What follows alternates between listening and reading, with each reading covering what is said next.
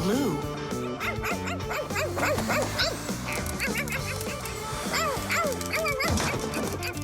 Nolik, let's split up!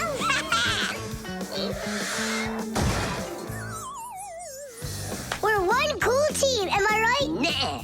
Why not? We're the mega super duper coolest team on the planet.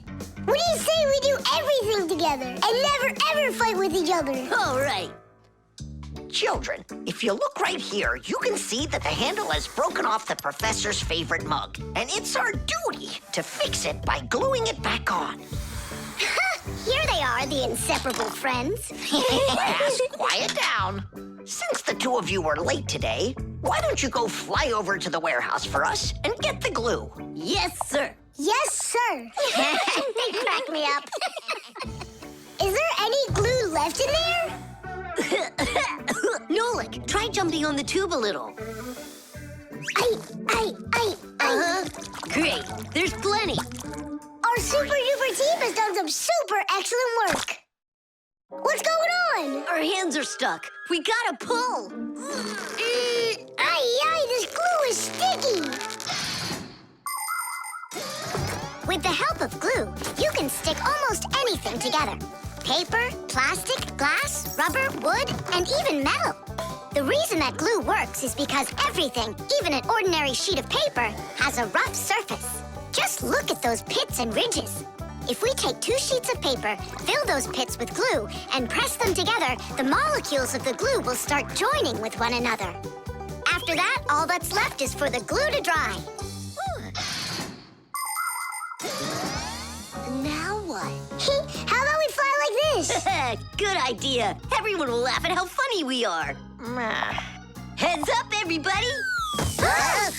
Mission complete. Well done. Take your places.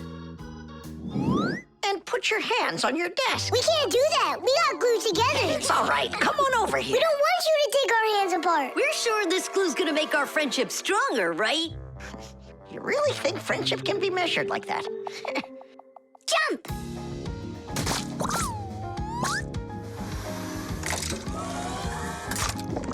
One, two, three, yeah!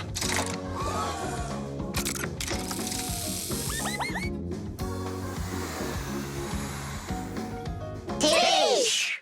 Tish!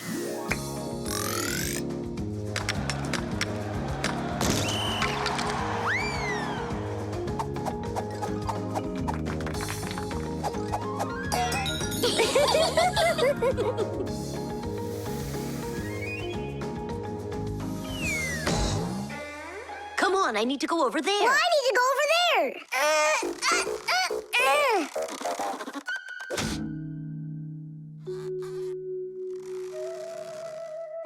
It's your fault we got into this mess. Mine? And who was the one that told me to jump? Enough! I'm done with your nonsense. From now on, you're not my friend. And you're not mine, all right?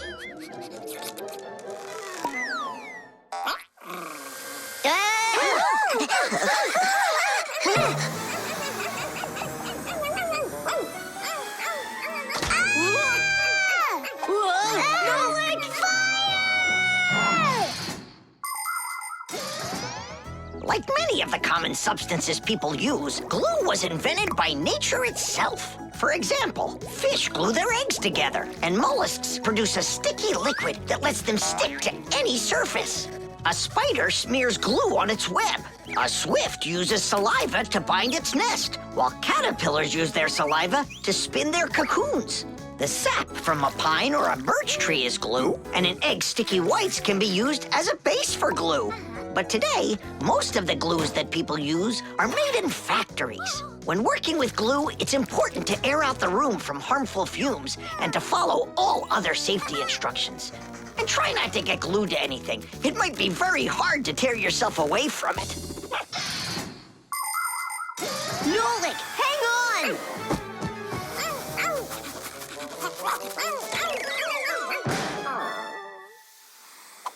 Fire! You just saved me! But how come we got unstuck? Maybe it was bad glue? No, we were trying to get you disattached for so long that the glue lost the adhesive properties it had. And our friendship? Did it also lose its properties? You know what, Nolik? I'm sorry. We don't need glue to make our friendship stronger. Peace. Peace. Oh. Uh-oh. Gotcha. The dishwasher. Can't catch me. You won't catch me. Enjoying yourself? Without a care in the world. What? We have more cares than both of you together. Yeah, anyone can see that. Wanna bet me?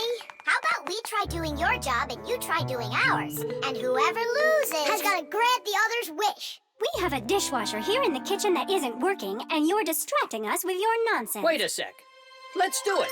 Find the broken part. Good as done. Find it where? You're the adults now. Go and find it. Just look out for yourselves. And you kids, time for school. And I better not hear that you were misbehaving. Was I there when they taught us about dishwashers at school? The main element of a dishwashing machine is this part, called the sprayer, which looks like a propeller. After the dishwasher's pump delivers water, it is warmed, mixed with detergent, and then pushed up with high pressure. That makes the propeller spin very quickly, so it can shoot out the water with a force strong enough to wash all of the dirt off the plates and glasses. But it does it carefully, so that dishes not only come out sparkling, but unbroken as well. Is this a parent-teacher conference? It's not. It's an experiment. For today, I'm Simka. And I'm Nolik. All right. Who's ready to tell the rest of the class what we studied yesterday? Simka, Yesterday? Oh, you forgot. Be seated. That's an F. I think the problem is in the control panel. I wonder if the dishwasher ran out of water. Papus, don't argue with your wife. This one is working. And so is this.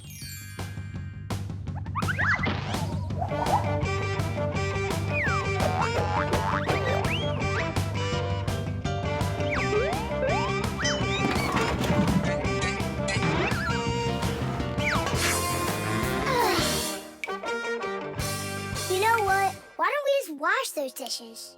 But that would be cheating. No one will find out. The dishes will all be nice and clean, and bam, we're the winners.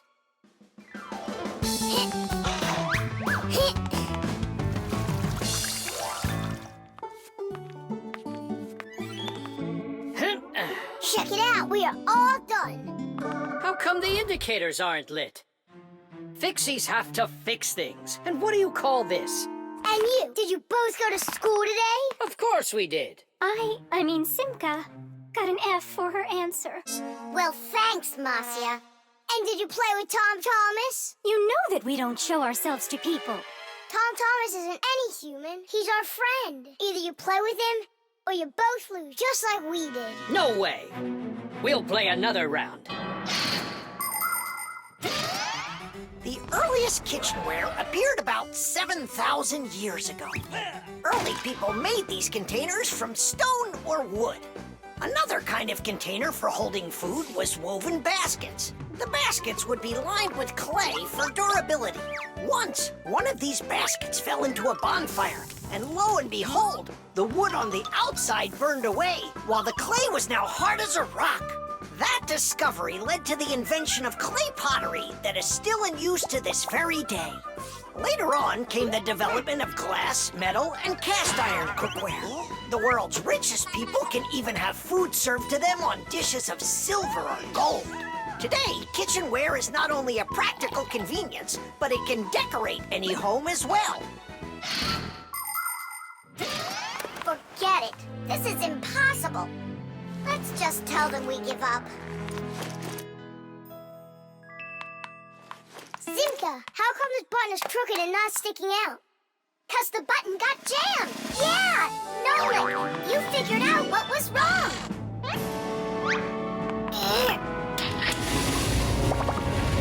I'm glad I kept dragging this around. Diddy!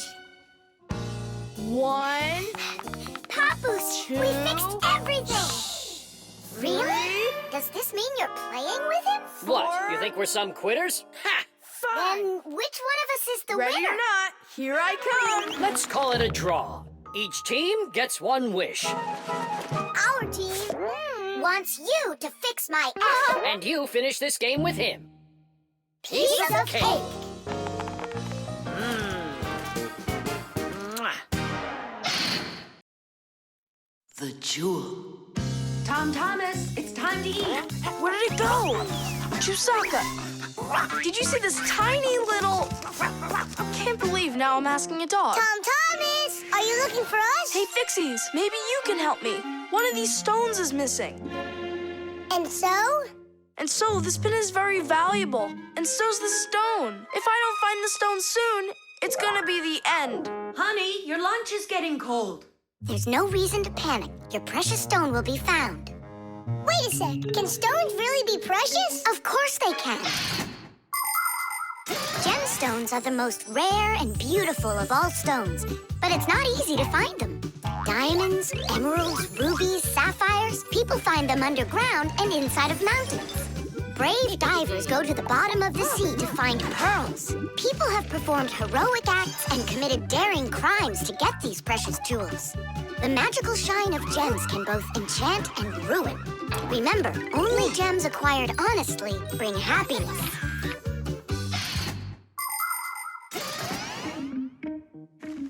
I can't find it anywhere.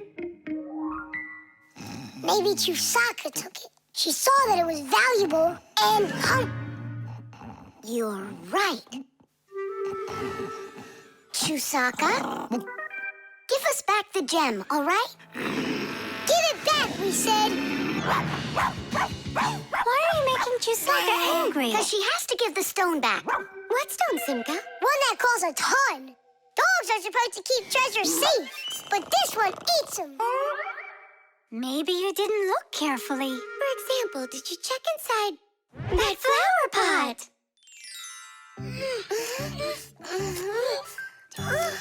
This digging's just a waste. How could it end up in here? Because I know this is where we left it. Oh, is that so? All right, spit it out.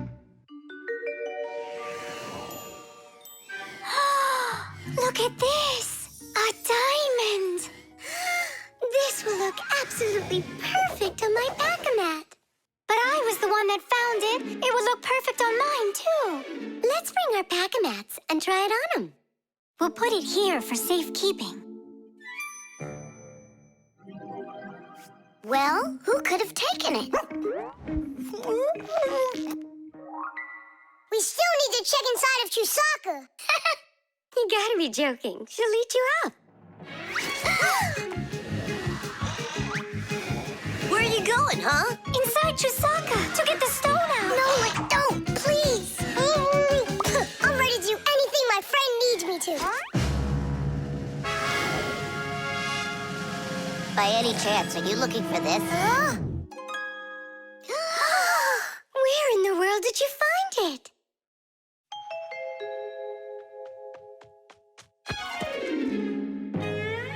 I found a buried diamond. It looks like a diamond, but to be sure, we'll have to conduct a test. A raw diamond looks like an ordinary stone, but after cutting and polishing each of its facets, that special stone transforms into a rare and very expensive jewel that can adorn a necklace, a crown, or a museum's display case. The truth is, only a small part of all found diamonds is used for jewelry. It's because a diamond is also the hardest rock on the planet. That makes it perfect for cutting glass. Diamonds are used in making strong drill bits and cutting blades. Many important medical instruments could not be made without them. With the help of diamonds, it's even possible to drill through a mountain when building a tunnel. That's just how valuable diamonds are. They can cut a pipe and go well with a dress. Isn't it pretty? Only it's not a... Tom Thomas, we found the stone! Oh. And now it's gone.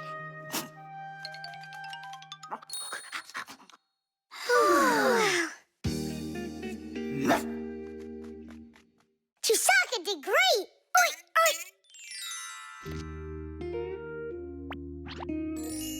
Thanks so much, Fixies. I was sure my precious present was gone. And who is the present for? Katya, I think she'll like it. I've got to tell you, Tom Thomas, that's not a precious stone. You got nothing but glass there. I know. But it doesn't matter. What? I was risking my life for the sake of a piece of glass? First, it was for the sake of your friend. And second, the cost of the gift doesn't matter. It's only the thought that counts. The virus. Tom Thomas! Pass him on the turn! Good job! You're almost there! Now put the pedal to the metal!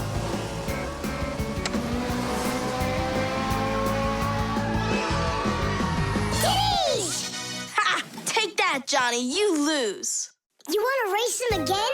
We can. We just finished the last level. Oh, we were just getting started.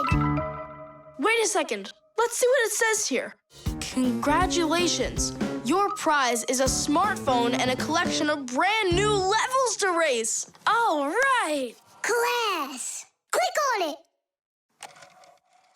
It's not smart to just click on random buttons. There's nothing to worry about. Whoa.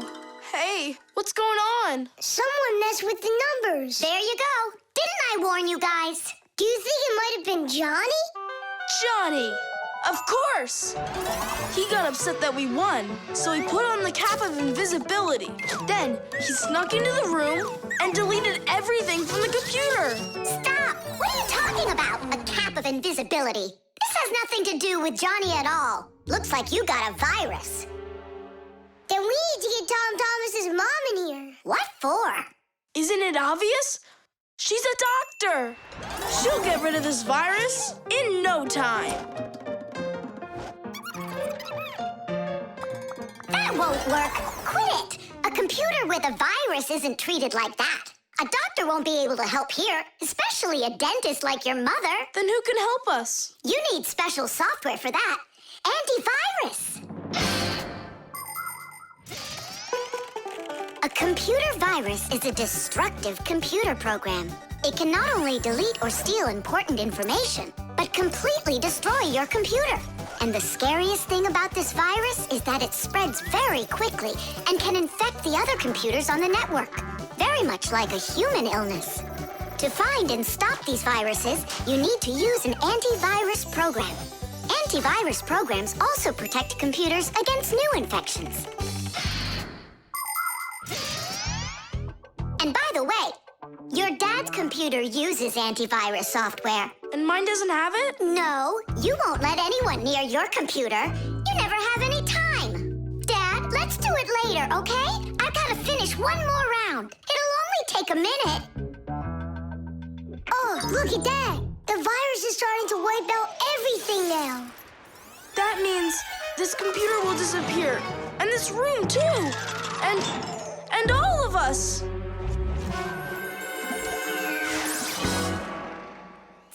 Stop! Quit panicking. We have to save the computer right away. Tom Thomas, your dad has a box with antivirus software. Bring it.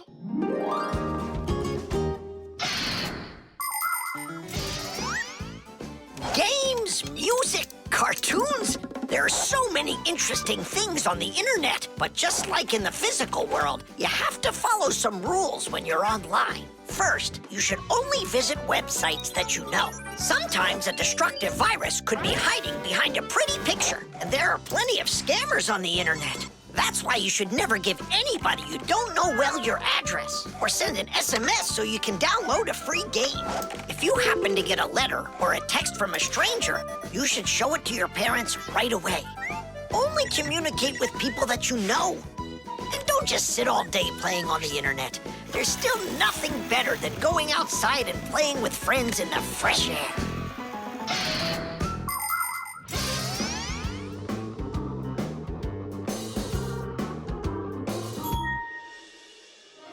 That's it. The enemy's destroyed. Well done. Let's check if everything works. Tadish! Tadish! Tadish! Now we need to deinstall the software. How come? There's no need. No, we have to. That program should only be installed by an adult. Otherwise, your parents will figure out you got help from Fixies. Sorry about that. All done.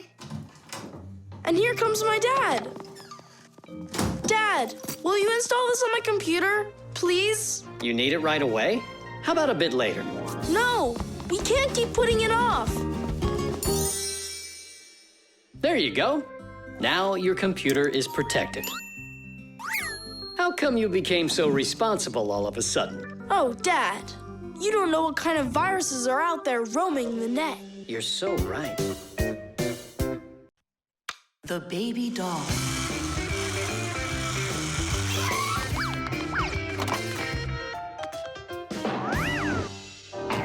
Tula, you gotta get out. We can't all fit in here. This time we'll take a ride, and next time you can. And I'm by myself again? Hey, don't worry. I'm gonna be getting such a cool car later today, Tula. Will it be a big one? It'll be big enough for all of you. Tom Thomas! Here, your toy came, just like you wanted. Awesome!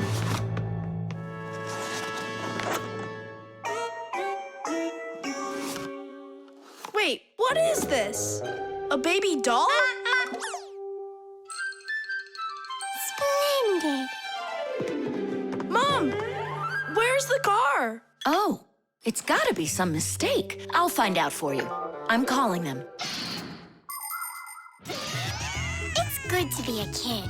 People take care of you, feed you, buy you toys, and read you bedtime stories. But in return, you have to listen to adults. Go to preschool, then school, and always remember to put on a hat. All kids dream about being a parent, at least for a little while. Because moms, they're just superhuman. Human moms can do laundry, cook meals, iron clothes, and check their kids' homework all at once. Fixie moms can fix irons and hair dryers and can teach young Fixies how they can do it. It's a shame that you can't become a parent before you grow up, but you can have fun pretending to be one. That's why girls like to play with dolls. Boys usually don't like it, but I don't see why. Dads can be really cool, too. What am I supposed to do with this now? I'm not some kind of girl who plays with dolls. Hey there, come on now. That baby doll's a real cutie. Why don't you put it down and we can get back to racing? Wait. The baby's hungry. He needs to eat. Thomas, help me. No, I won't. Won't you please? He's crying. Don't you hear? Oh, Mama. That's all?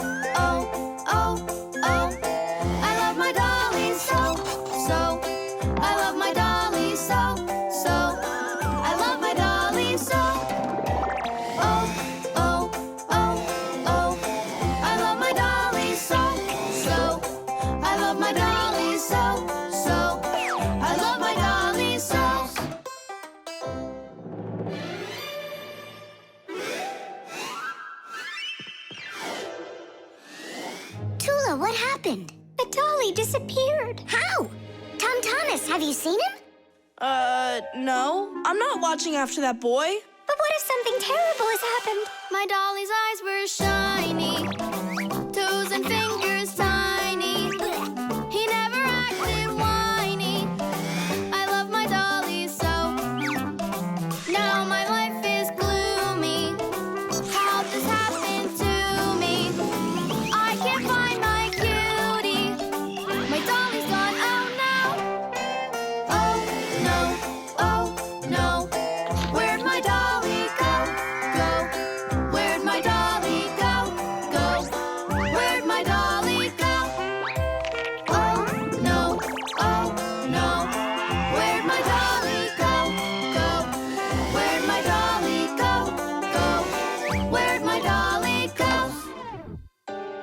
Honey, don't be upset about the car. It's gonna get here soon. By the way, why did you put the doll in the cupboard? It was so hard to find. But is it still home? It's in the box over there. It's gotta go back to the store. My poor dolly's gone. My dolly! We're supposed to send him back today. Oh, Only I told Mom that I'd rather keep him. Hey, and what about your big new race car? Later. did you do all this for me? You know, Whoa!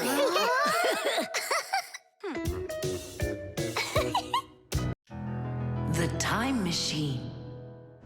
Oh, wow! What kind of device is that? Maybe an alarm clock? No, this is a time machine. Beep, beep, beep, beep, beep. Time machines, they don't exist. Whoa! What a shame. I learned that, studied that.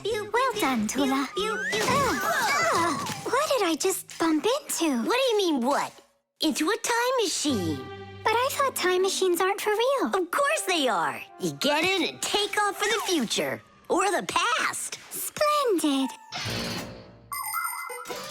Lots of us would love to be able to travel in a time machine. Maybe to go back in time and fix a bad grade, or to get a peek into the future. Of course it would be interesting, but time travel isn't possible, and thank goodness! Just imagine how mixed up everything could get. Someone brings back a dinosaur from the past, while someone else brings aliens from the future. No one would need to invent anything. Appliances would sit unused, and Fixies would have no work to do. It's awful! So you've got no idea of the answer. I studied this, but I don't remember.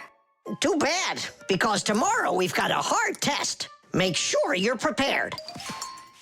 I'm sure I'm gonna fail. You're gonna pass. You studied all of this, right? So, You just need to stop worrying so much, that's all. I wish I could. Poor girl. How can we help her? Hey, I know how. This morning, Tula believed that thing over there is a real time machine. Sounds like an anti-scientific plan. Stop worrying. It's simple. We'll send you to tomorrow. You'll sit down, take the test, and come right back here. I wish I could go. It's like a dress rehearsal. The main thing's not to worry. Then what do I do? You just pull on that wire and you'll get them back. Well, time to go.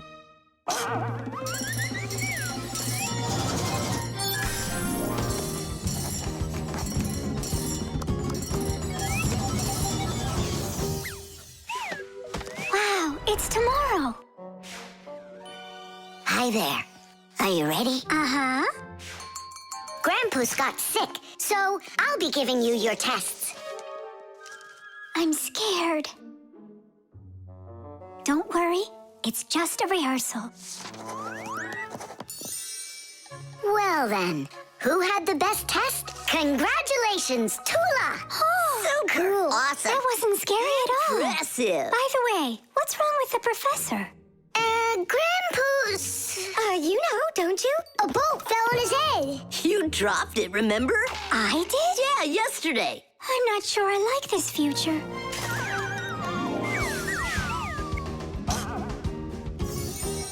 Well, how did it go there? Later. But if you meet a Fixie, please don't let their secret out.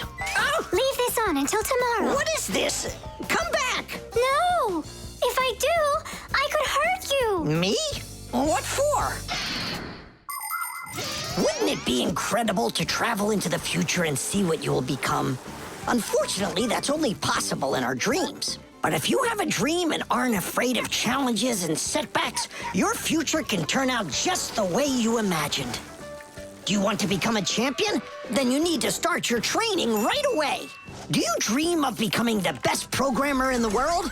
Then first pull up that grade in math class. Do you dream of sailing the oceans? Then you'll need to do a lot of reading because a captain has so much he needs to learn. Start creating your future right now. And we Fixies will be right there to help you, making sure the machines you need to reach your dreams will keep on working for years and years to come. Hey there. Are you ready? Uh-huh. So far, everything's exactly the same. Tula, take this, please. It worked. And pass out the tests. You may begin. These questions are different. Who had the best test? Congratulations, Tula! What am I worried about? I know everything is going to be fine. Tish! Well then, all of your test results are great. Only none of you could guess what this device is. What do you mean? Isn't it a time machine? No, it's for automatically watering plants, that's all. You see?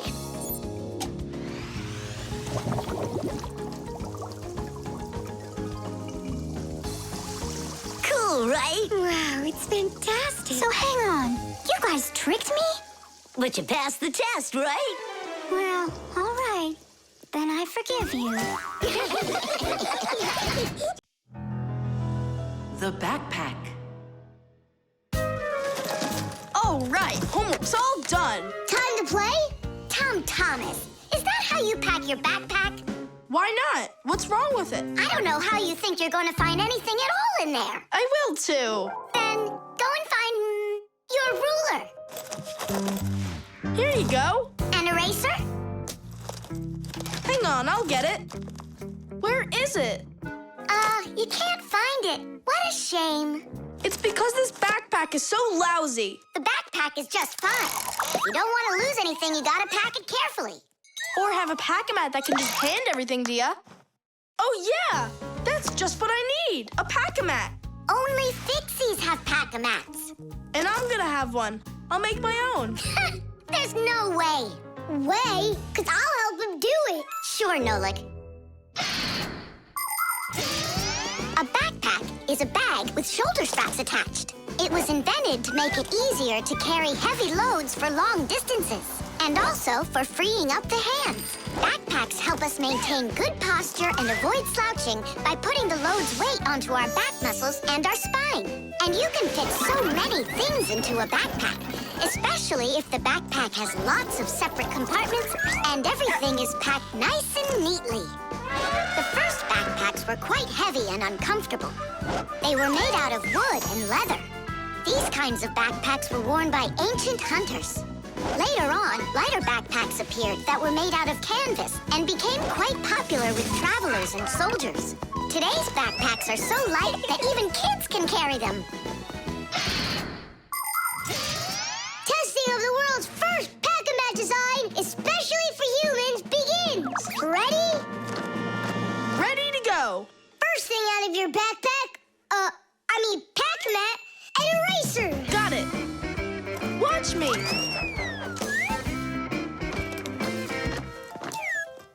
Cool. A pen, your blue one. Got it.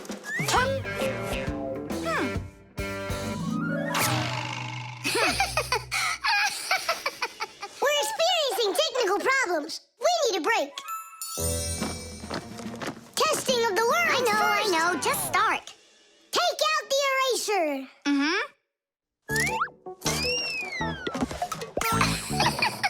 We'll say you did it. Take out the blue pen. Oh, wow. The ruler's next. That's some pack-a-mat you got. Class. Testing of the world's first pack-a-mat And design. where's Nolik? Don't worry, he'll come later. Testing. All right, already. Let's get it started. Go ahead. The eraser. We've seen that twice already. The blue pen. Can you take out the ruler? Sure I can. Drum roll, please. Whoa. It's not possible. Let me see. Now I get it. Why don't you take out your science book? Science book. Cuckoo, did you get the textbook? There's no way! It's huge! Yeah, some inventors you are.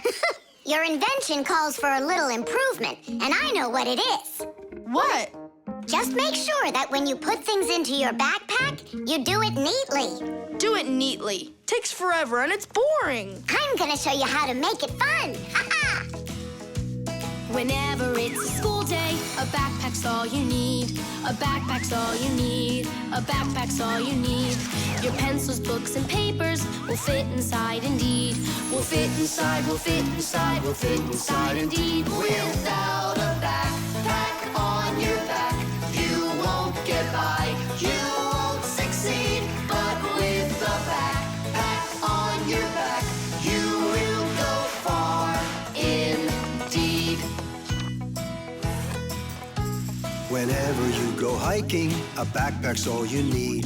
A backpack's all you need. A backpack's all you need. Whatever you've collected will fit inside indeed. Will fit inside, will fit inside, will fit inside indeed. Without a backpack on your back, you won't get by. You won't succeed. But with a backpack on your back, you will go far indeed. Without a backpack on your back, you won't get by. The star. And so, this is our solar system, and it consists of... Friends, you're not going to believe it. I found, I discovered an unknown star. That is superb, colleague. Yeah, and today, journalists will visit the laboratory for an interview. Who's going to be interviewed? If you weren't late, you'd know that. I had to do my hair. They're here. Everyone hide.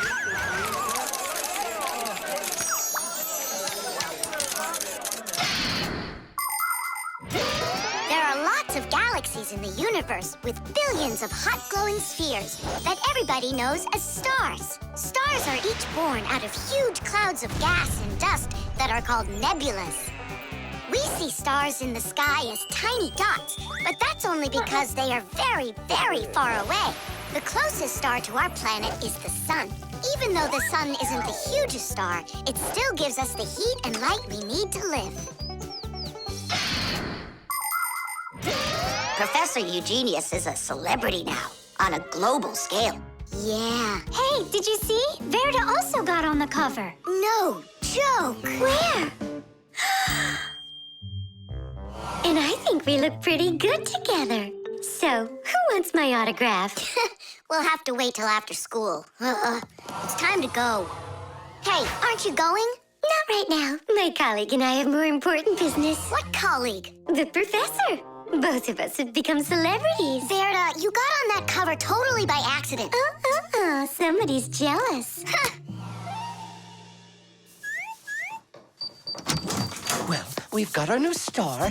Now, what should I name it? Colleague, Huh? why don't you name the new star Verda? After all, it does sound pretty. Verda. Like a vertex whirling around. That's a great idea.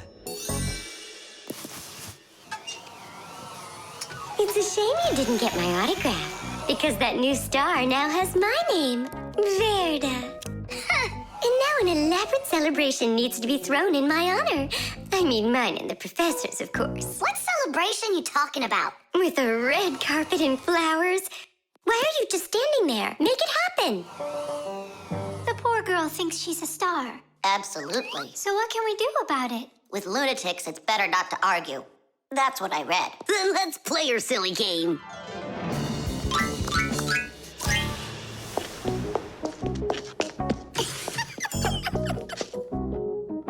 Your Majesty. Your red carpet awaits. Then unroll it. And the flowers? Am I supposed to do everything myself? Of course not. Here, Your Highness, your crown. All right, now we're talking. I am a star. She's totally lost it. He's coming. Finally, my dream is reality. Hey! My little Fixie friends, it's you here. I'm so honored you gathered here to congratulate me today. Us? Yes, us, them, we all should celebrate. No, I mean you and I. Now show us what you're carrying. Of course, the certificate. It says this star, discovered by Professor Eugenius, has been registered with the name VE03732. What? Oh, that's what we should start calling our big star from now on. What's so funny? A clear night is perfect for searching in the sky for constellations. The easiest one to find is the Great Bear or the Big Dipper, which looks like a soup ladle. If you draw a line through the two outside stars of the Big Dipper, you'll find the bright North Star, which is part of a constellation called the Little Bear or the Little Dipper. A bit further is the W-shaped Cassiopeia. And these three stars that are next to each other are well known as the Belt of Orion. If you draw a line through them, you'll find a star named Sirius. It's part of the Greater Dog constellation, and it's the brightest star in the night sky. And on the other side of it, there is the star Aldebaran of the constellation Taurus. And these are but a few of the most visible stars. It's not even possible to imagine how many stars there really are in the universe. Tula? I'm here. Fire. Here. VE73032? Is that someone new? Yeah, we've got a new student. She's a star. A new giant star. You bet. The pyramid. Thomas, can I open my eyes? Not yet.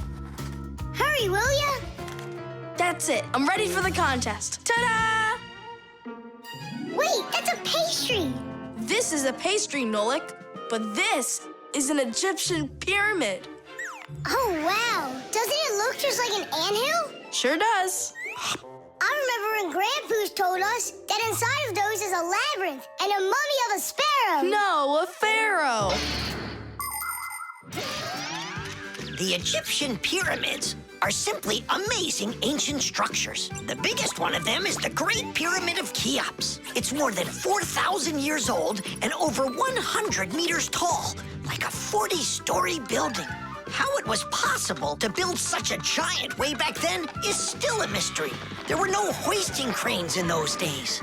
Some people believe that the pyramids were built by aliens, but I have a feeling that they couldn't have been built without the Fixies' help. So, is there a labyrinth in there? Of course. Show me. You joking? I just put it together for the contest. No way I'm gonna break this apart. Hey, isn't that a way in? Where are you going? I'm just gonna look at the labyrinth. And the mummy. Mummy, what are you talking about? Well, which way now? Stop, you'll get lost. I won't get lost. So, I think I'll go this way. And then this way. Come back, Nolik. I was already here. And I was here.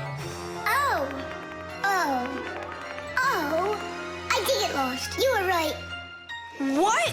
Hey there. Do you know where Nolik is? In there. He went mummy hunting, and he got lost. Mummy, whoa. A real one? Class. Don't! Nolik, yoo-hoo. Are you in here? No! Then where? Who knows? Who builds labyrinths like this anyway? Hey, nobody asked you to go in my labyrinth. Who you talking to in there? Digit, Fire and Nolik are inside, and I need to go to school now. Nolik! Fire! Well, I, for one, have never gotten lost in a labyrinth because I know the rule for getting out. You need to always keep your hand on the wall. I can find them for you. Where are you guys? Over here!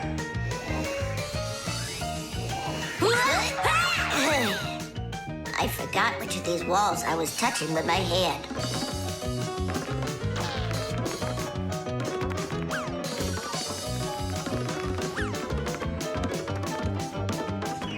Did you find him? No, and I got myself completely lost in here. Thomas, you've got school today, don't you? Yeah, I do. Only I got a pyramid full of Fixies. It's like an anthill. Mm-hmm. The first one wanted to go mummy hunting. The second one went looking for the first one. And the third for both. We're lost in here! And I've got school to get to. Wait, maybe you could just try to shake them out. Good idea. I was joking. You have string? Watch. This way you don't get lost.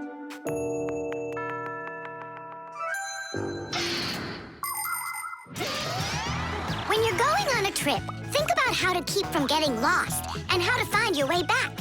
Don't just rely on maps and the GPS in your phone. Take a compass with you. It will show you the cardinal directions without needing phone service. You can also find north and south by looking at the sun, stars, or even an anthill in the woods. Take a good look. The slope that's gentler faces south, and the one that's steeper faces to the north. And if you find yourself walking through a labyrinth, don't get lost. Just walk with one hand always touching the wall, and eventually you'll get out. Another way to get through a labyrinth is to tie a rope at the entrance and unreel it along the way. Then you can follow its path back out.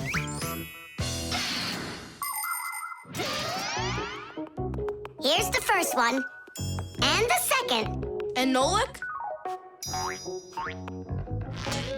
A mummy! Is it alive? It's me, Nolik. But I couldn't find yours. That's because there's none in there. What? You mean I got lost in there for nothing? You were in such a hurry, you didn't listen to what I said. But without a mummy, how can you win? Oh, then maybe you could be my mummy. No, thank you.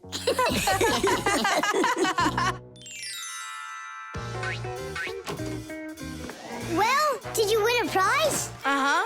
My pyramid won. And here's a special extra prize for being the only one of us who knew how to get out of the labyrinth. Again? Another box of those pastries? That's fine with me. I really love them. They're awesome. I wish Fixies ate food. What a shame. Then I'll give some to your mummy.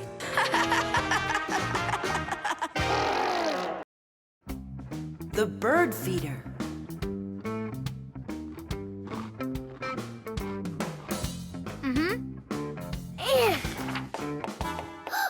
Did you hear that? What? Oh, again. Outside the window. There.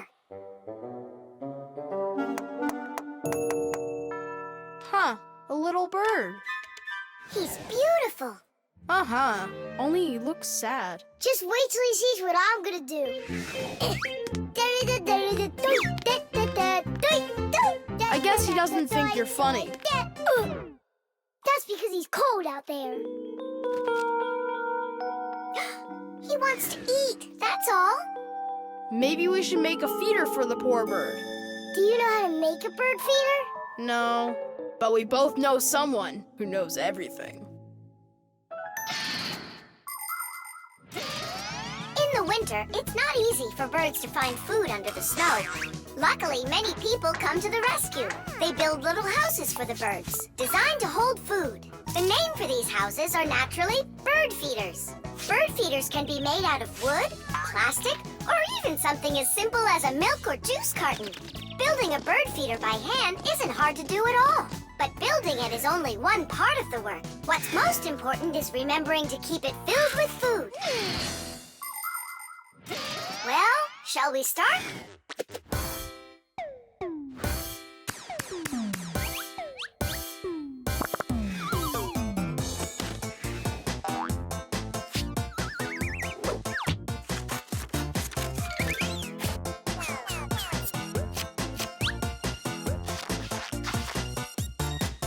The bird feeder is ready! And what are we gonna put in it?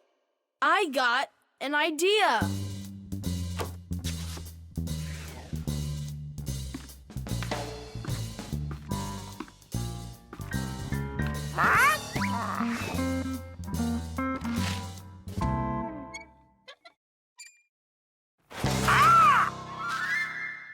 Adisa, I need some of your food for a little bird. You aren't greedy. Greedy! Greedy! Greedy! I didn't know Adisa is greedy. Adisa's greedy! You need to learn how to share. Adisa's greedy! What, like there's not enough food? Not enough food! Not enough food! Not enough food! Not enough! Wow! Now there's 2 of them out there. Eat! There's enough food for everybody. Poor Adisa! Poor Adisa! Let's bring them in here. We can open a restaurant for birds. Little bird. Why did you scare the little birds away? That feeder's for them. Get it? Just fly away. Shoot!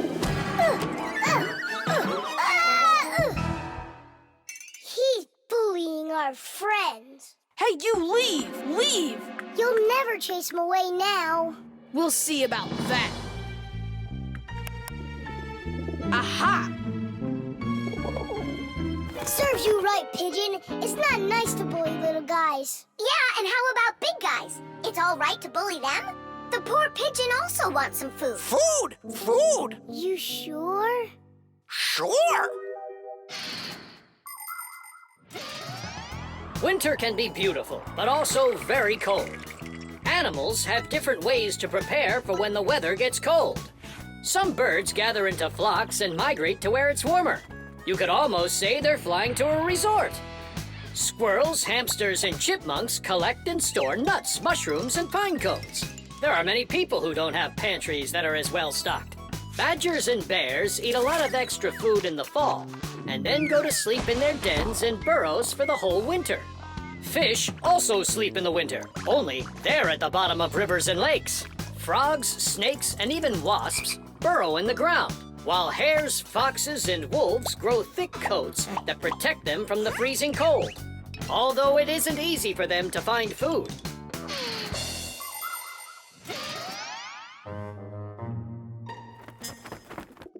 So that will be your feeder, and that new one will be for the little birds. Hey, are you taking their food again? There you go. But those little birds, they'll probably never come back here. Look, Nolik! They came back!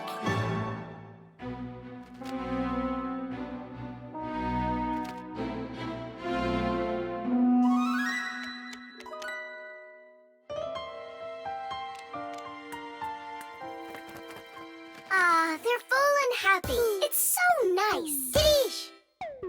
Tadish!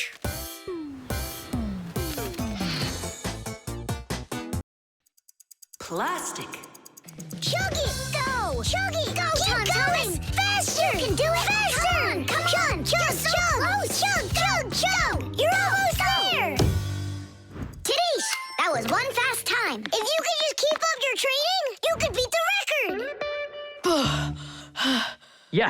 Yes, you're right. Time to take matters into our own hands. Please hold on.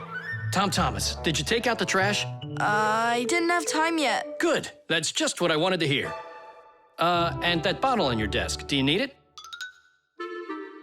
That's great. Thanks. I've got 5 more of them. And this is only the beginning of our mission. Operation Rescue. What is your dad up to? Operation Rescue.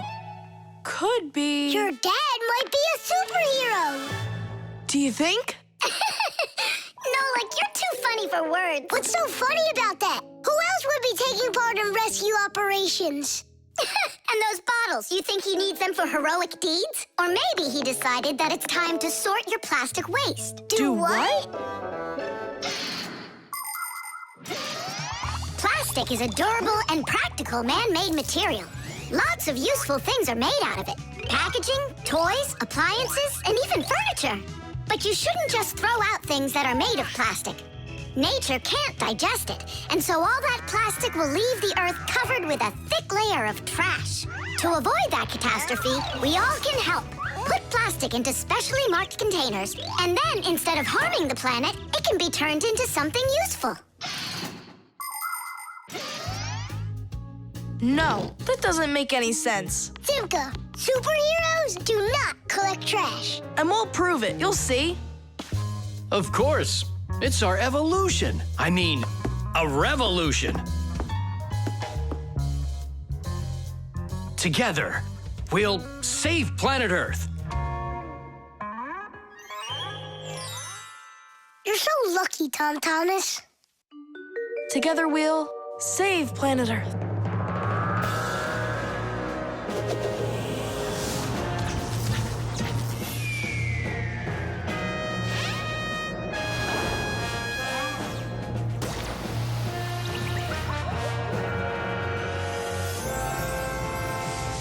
Tom Thomas, do you have any more plastic in your room here that I can take? 1 second.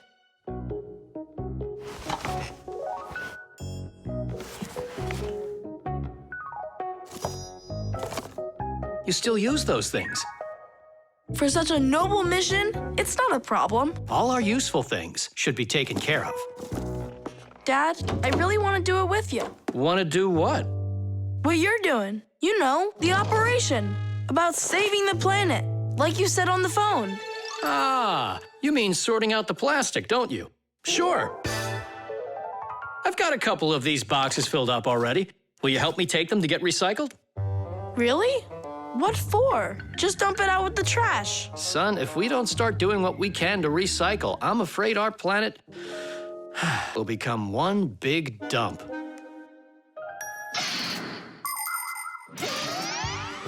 There's lots of stuff that humans just throw out that can be transformed into something totally different. For instance, an ordinary plastic bottle can be turned into a ballpoint pen, or a watch, or a chair, or dishes, or even some clothing. For example, there are some factories where old plastic is sorted, ground into pieces and cleaned, and then stretched into thread that can be used to make brand new clothing. Isn't that fantastic? But this is only possible if people learn to collect and dispose of unneeded bottles, bags, cups, and other plastics separately from the rest of their trash. Imagine how happy nature will be when the piles and piles of plastic disappear from our woods and from our seas. Let's take care of our planet together. I thought you were trying to rescue the planet, like a superhero. Actually, we are superheroes, and we're also a bit like magicians. Really? Give me a second. See this shirt here?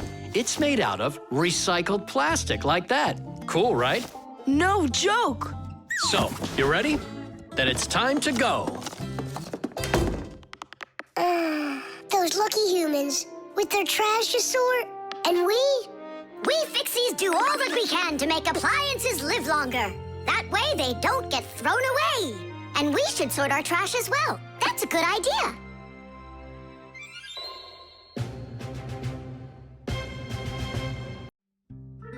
The spider. Chusaka, Chusaka. Tom Thomas, what are you doing? I'm petting Chusaka. How come? Because it makes her feel good. Just don't rub her fur off.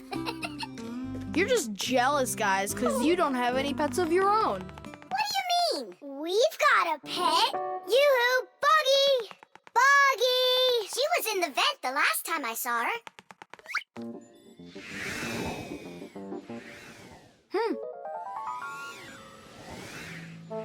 Buggy! Come on out. We need to talk. Here, this is our friend, Buggy. Wait, this insect is really your pet? Ha! What a joke. Buggy's a spider. She's not an insect at all. But isn't a spider a kind of insect?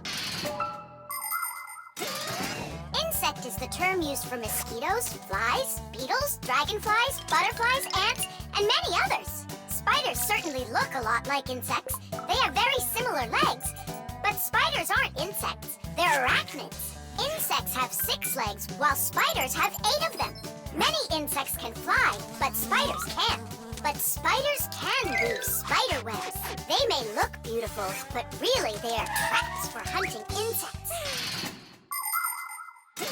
How come your Buggy has 5 legs instead of 8 of them? I don't know. She lost them somehow. Anyhow, she can do lots of tricks. Hello, Buggy. How do you do? We know how to do that trick. Chusaka, shake. Just see that? And I bet your Buggy can't do this. Chusaka, sit. Buggy, sit. Why aren't you sitting? Lie down. Your turn. Lie down. Watch me. Like this. Lie down. She can't do that trick. Her 5th leg must be in the way. Lie down. Lie down, I told you. What kind of pet are you anyway? You can't even do a simple trick. Hey, where are you going? Wait, Buggy, don't go. Nolik, you should be ashamed of yourself. But why is she acting so stupid? Didn't you say that she was your friend? And what? Well, you shouldn't yell at your friends like that. She's right. What kind of friend are you? I'll go find her. and apologize. Buggy! Do you hear me?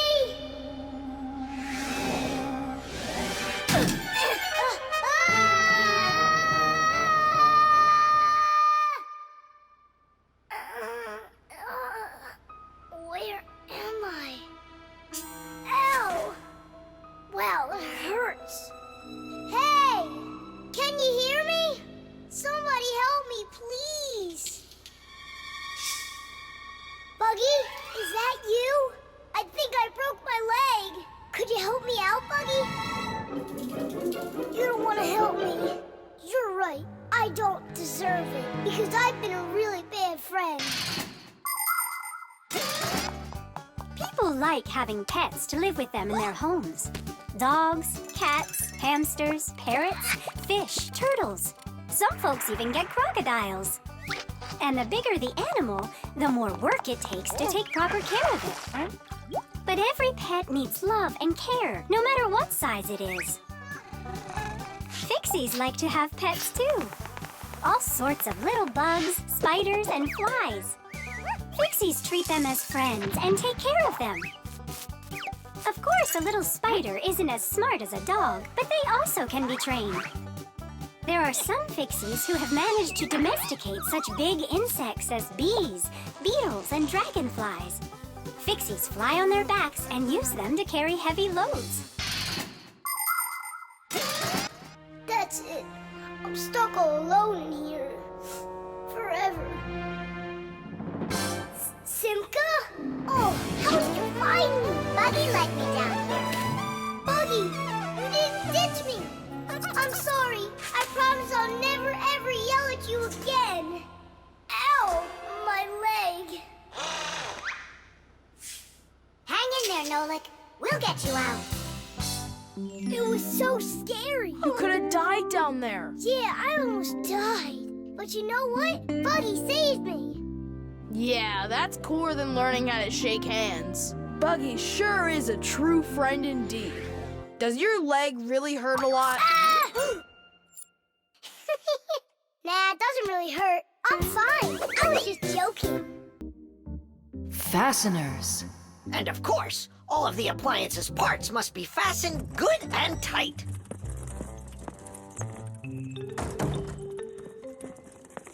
What are you doing, colleague? Today, Elisa is returning from her vacation. And so, I decided before she gets back, I'll clean up the laboratory. Quite a noble initiative. Now, where was I? You were saying all parts have to be fastened.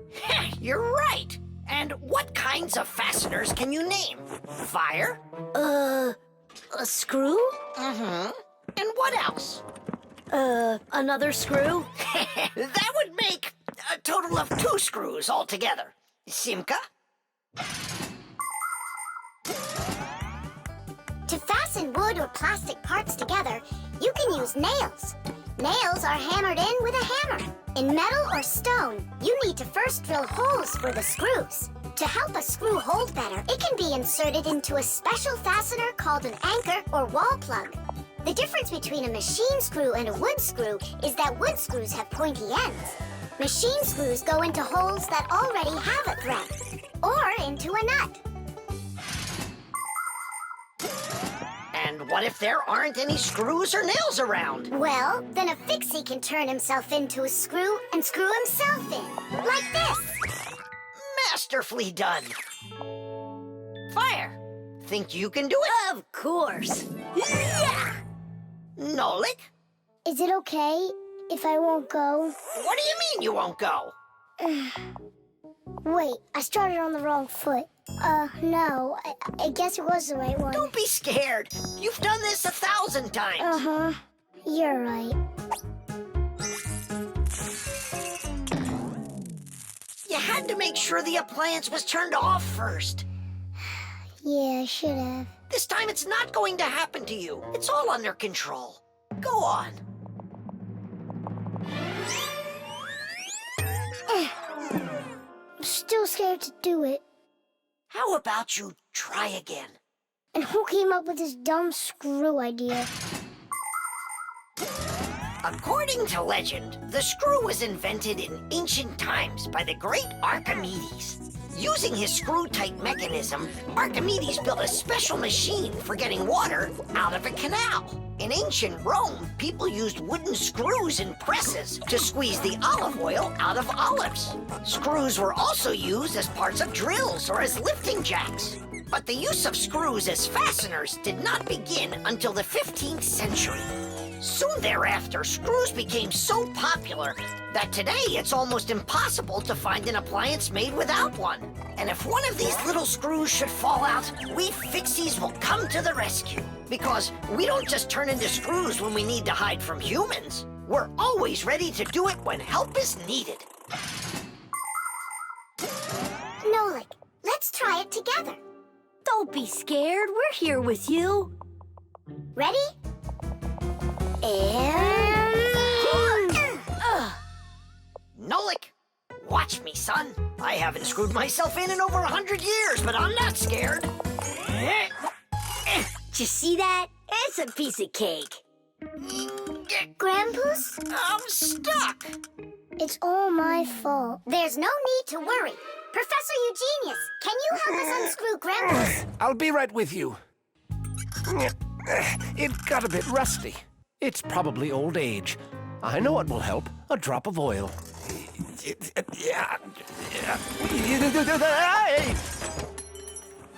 Ow! Oh.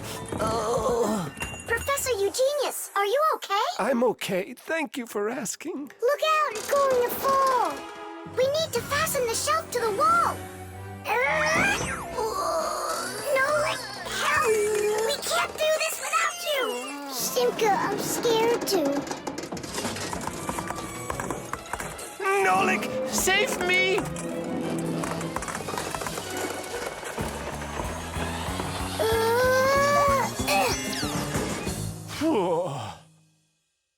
What's going on out there? No big deal, colleague. I just got a little bit buried. Will anyone unscrew me? I wish I could. And we're holding up the shelf. And Nolik? Me too, I did it. I screwed myself in. Well done, Nolik. I knew you could. And who's gonna help us now? Elisa will get here shortly. All right, we'll wait for Elisa. Yeah, just as long as her return flight isn't delayed. The blood test. Here. Hi, Tom Thomas. Huh? What are you, fighting with flies? No. Dad signed me up for a class. I'm starting to learn martial arts. Are you gonna fight like in the movies? What do you mean? I'm gonna star in the movies. I'm gonna play a superhero. Yeah! Ah! He'd be a great windmill for sure. Tom Thomas. Is first period free for you tomorrow? Yeah? Excellent. Then in the morning I can take you in for a blood test. Oh, blood test? Why do I need that? To make sure that you're healthy for your martial arts class. And remember, don't eat anything before the test. Don't worry, it's just a little needle. A little what? Mom!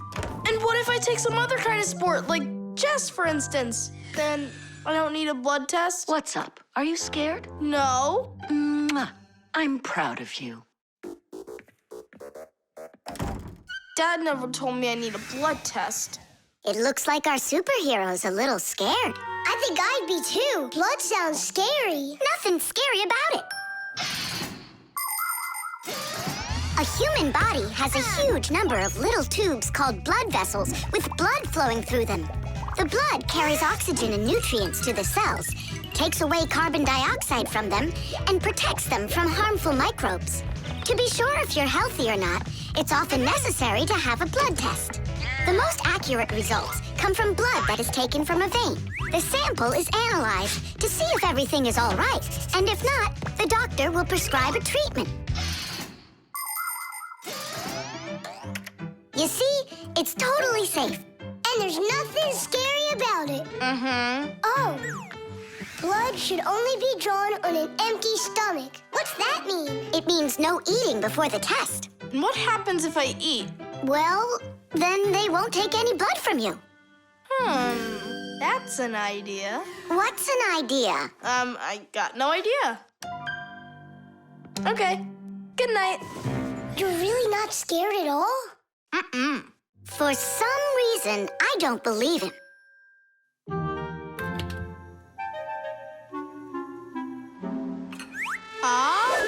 Huh? Hey, what's going on? You're not allowed to eat! Give it back! Oh, my mom's coming! Oh. Tom Thomas, did you forget? You're not allowed to eat now. Do I have to have this test? Go on. Go get yourself ready.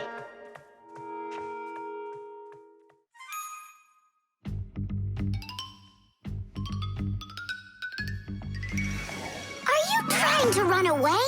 Shh!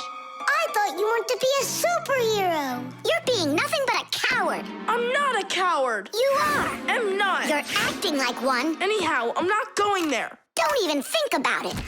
Nolik, help! Ah! Ready to go? All right, Tom Thomas, get up. It's time. Well, thanks a lot. And from now on, we're not friends.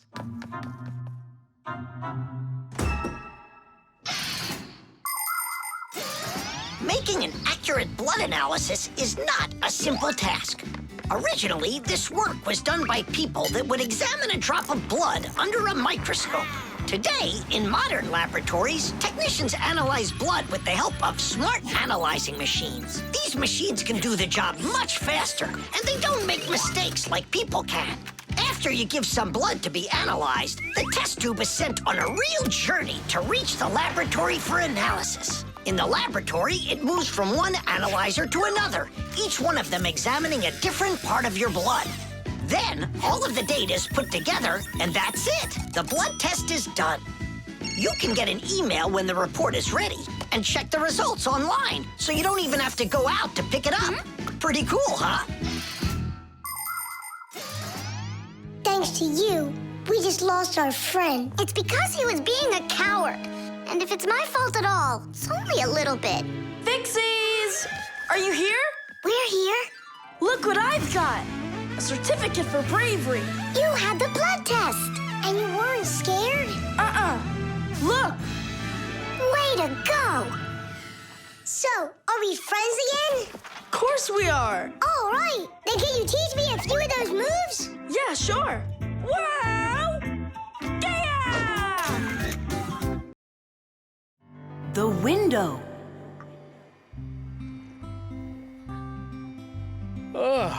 Hi there. We're all up. What are you doing?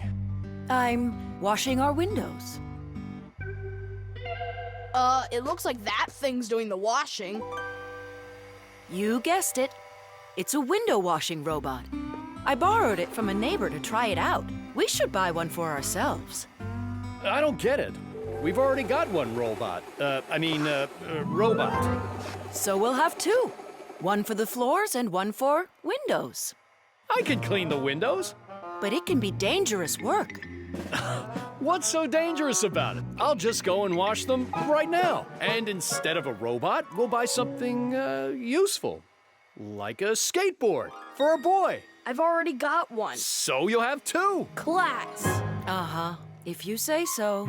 There just so happens to be a dirty window in your office. Let's see how you do with that one. Consider it done.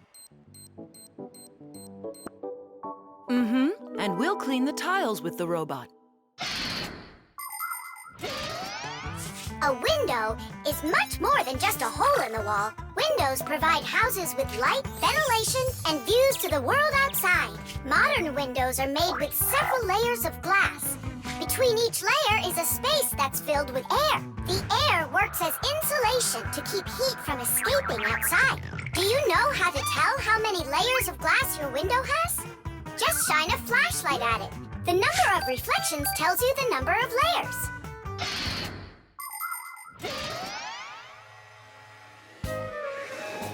Whoa, what an amazing appliance! Let's go and take a closer look.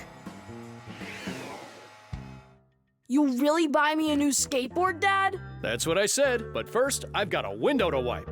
All right, robot, we'll show ya. Tom Thomas, Dad can show him himself. We really live on a super high floor. Yeah, but the robot isn't afraid of heights. I'll start from this corner. It'll take you forever that way. Admit it, the robot works better. We won't. We're gonna win this thing. Hey, what is he doing? I'm not sure.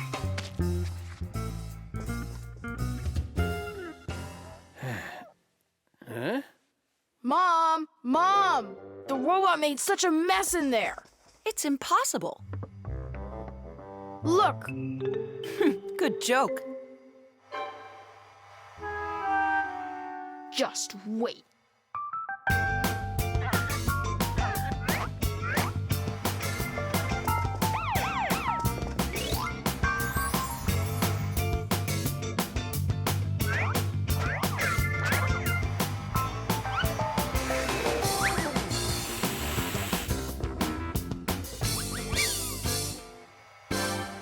I don't get how you're cleaning it. Easy. You can talk? You gotta be kidding. And you are misbehaving. You guys? You're the ones trying to stop me? You tried to make the robot look bad, so we had to defend it. It's only because my dad told me I'd get a skateboard. Yeah? For doing a bad thing? Ah, aren't you ashamed of yourself? I am. You learned your lesson, and don't forget, Fixies look out for appliances. The dwellings of most ancient people had basically no windows at all. There may have been a hole up above for letting out smoke from a fire, but that was it. Later, people started splitting open their walls, but the openings were so small that very little light would ever get inside. The size of windows grew quite a bit over time. People would cover them with animal skins, fabric, paper, or wooden planks to protect themselves from the cold and the wind. When people learned how to mine valuable minerals, they began to cover window openings with thin sheets of a mineral called mica. Windows made of glass were very expensive, and only the richest people could afford them for their homes. But today, it's hard to imagine a window anywhere not covered in glass. Everything's washed. And what about the outside? Forget it. I quit.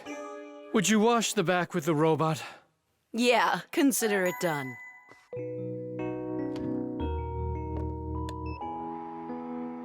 Yeah, you're right. I see. It really is a great appliance. And that washer's defender is even better. You're right about that. Tish! The solar eclipse. All right. Here we go. Tom Thomas! What's that for? There's a solar eclipse today. Look, and I'm gonna watch it. That's so cool! And what do you need the box for? Simka, did you forget? It's dangerous to look straight into the sun. Huh? It's so dark. How long until it starts to get dark? Half an hour. We'd be happy to help you out with that, wouldn't we? Only one thing I don't get. The light will be gone? Like, gone forever? How did you come up with that? There've been plenty of eclipses before this one. In outer space, everything is in a state of constant movement. The Earth revolves around the sun, and the moon revolves around the Earth. Sometimes the moon gets in between the sun and the Earth and covers the sun. And so, for a little while, the sun no longer appears as a bright glowing sphere, but a simple black ball. This phenomenon is called a solar eclipse. But a solar eclipse can only be seen by humans and Fixies that are in its shadow while it's happening. But anything could happen. Like, what if something gets stuck? Then, would it stay dark forever? And when has that ever happened? It's happening now! Nolik, either help us out or stop bothering us. All right, look. This is the Earth, here, and the moon, there. The flashlight's our sun.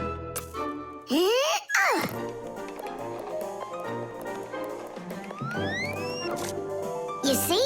The moon's shadow falls on the earth. And now watch. When the moon starts to go, the light comes back. Did it get stuck? Just like I said, the end is near. The end of the light. It's just that someone should be more careful with the glue. It's possible to take an ordinary box and make a special device that was invented by people long ago. It's called a camera obscura. This clever invention was used by artists as well as scientists. It was the basis for the very first photo cameras. It's quite easy to make your own camera obscura. Cut out a small square on one side of a box, cover it with aluminum foil, and poke a little hole in the center of it. Put a sheet of paper on the opposite side. The light will pass through the hole and shine through the darkness. And on that screen, you'll see the eclipse, only it will appear upside down. To see it, you'll need to look at it from above, but make sure not to let extra light in. Beautiful. And remember to be careful with those scissors.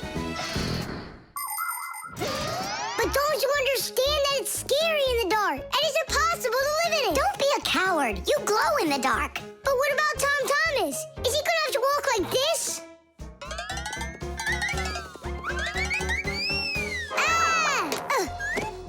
You'll be able to light up the way for him. And if I run out of juice? I'll use my flashlight. And when the batteries run out? Relax, I'll find more. In the dark? No, we have to get prepared right now.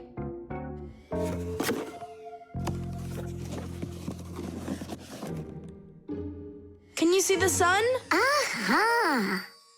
1 minute left. You ready? A minute? What? Hold on, I'm not ready yet. I'll get charged a little more. No, I need to get those batteries. 10 seconds. 9 seconds. 8 seconds. What should I do? 6. What should I do? 5. 4. 3. 2. Marcia! Here it goes. Whoa. It's totally beautiful.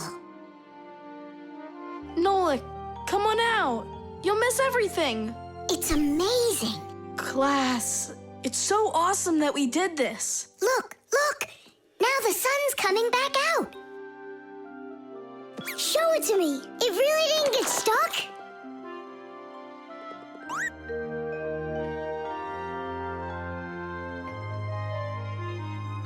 You mean the whole eclipse is done? It was cool, wasn't it? Uh-huh. Only I missed the whole thing. Well, you'll see the next one, right? If you don't get spooked again. You're not going to throw the box away, are you? I'll save it for you. I can use it to store something useful. Batteries, for instance. What if tomorrow's the end of the light and Nolik's not ready for it? The pencil. Well done, Tom Thomas. Your mom's birthday's today and you're still sleeping. Hey, what's that? It's a drawing, a portrait of his mom. In my opinion, this mom doesn't look very much like Tom Thomas's mom. Maybe he didn't get to finish the picture yet. He was tired and passed out. This is not good. We gotta do something. Ah, we can help him. The pencil's right here. A pencil has lead inside. It's the lead that makes the drawing. Only lead doesn't grow on trees. It's made out of a mineral called graphite that's mined out of the Earth's crust. But how does the lead get inside a pencil? It's simple. Pencils are made with rods of lead and 2 wooden boards. Grooves are cut into the boards and the lead's placed in them. The halves are glued together and cut into pencils. The artist's tool is ready.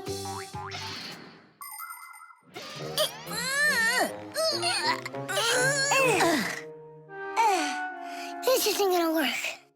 Oh, give me a place to stand, and I shall move the pencil through the air.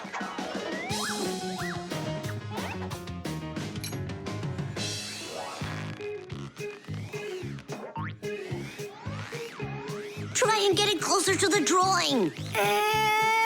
You gotta lift it up a little. You gotta push it harder.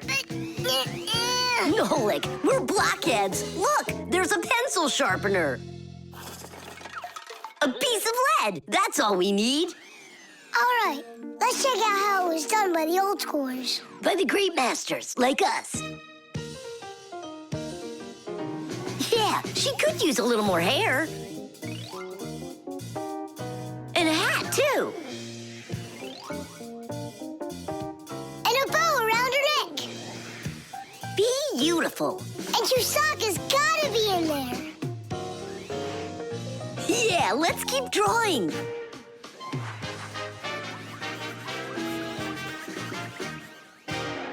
Tom Thomas, are you still sleeping?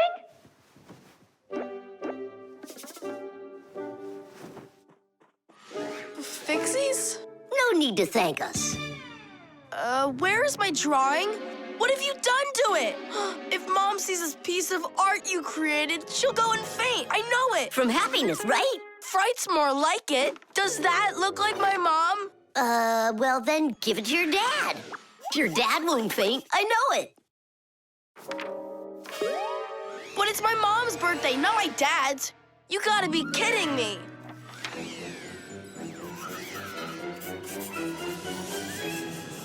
There's also a famous painting like that. It's called the Black Square. It's a classic.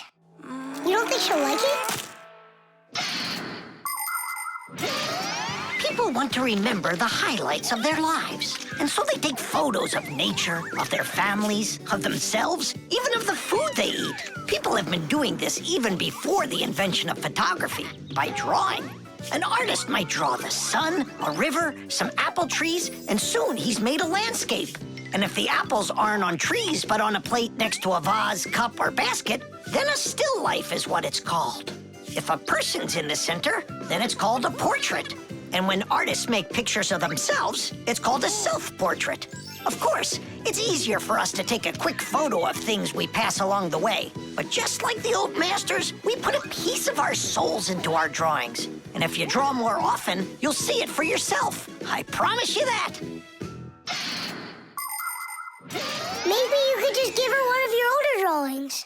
Maybe you should just erase the mess you made of this one. That could work. Erasing's gotta be easier than drawing. Whatever.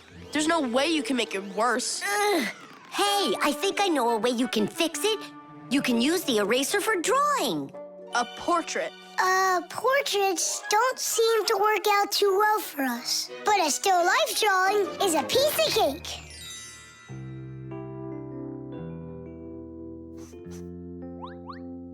Super! Uh-huh. Pretty good, right? Tom Thomas, everything's on the table for breakfast. Mom, happy birthday. I drew this present for you. Thank you, Tom Thomas. What a lovely still life, so unusual. I tried really hard. We'll hang it up on the wall. Now, let's go eat. What would Tom Thomas have done without us? Yeah, whenever you get into a jam, your real friends will always show up to rescue you. Chocolate. Tom Thomas, unwrap it already. In the morning, Nolik. I really want to see the toy that's inside. Be patient, Nolik. That's all. I'm going to bed. Please don't touch it, okay? And you won't open it without me, right? That's the deal. Oh, no. Good night, Nolik. Uh-huh.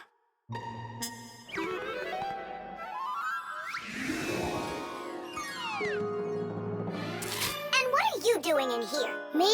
Well, I was... Oh, it's a chocolate ball with a toy inside. How interesting. Yeah, totally. Let's unwrap it and take a look. We can't. Not until Tom Thomas comes in the morning. But if we're real careful, he won't notice. A chocolate confection, Yeah. piece of perfection.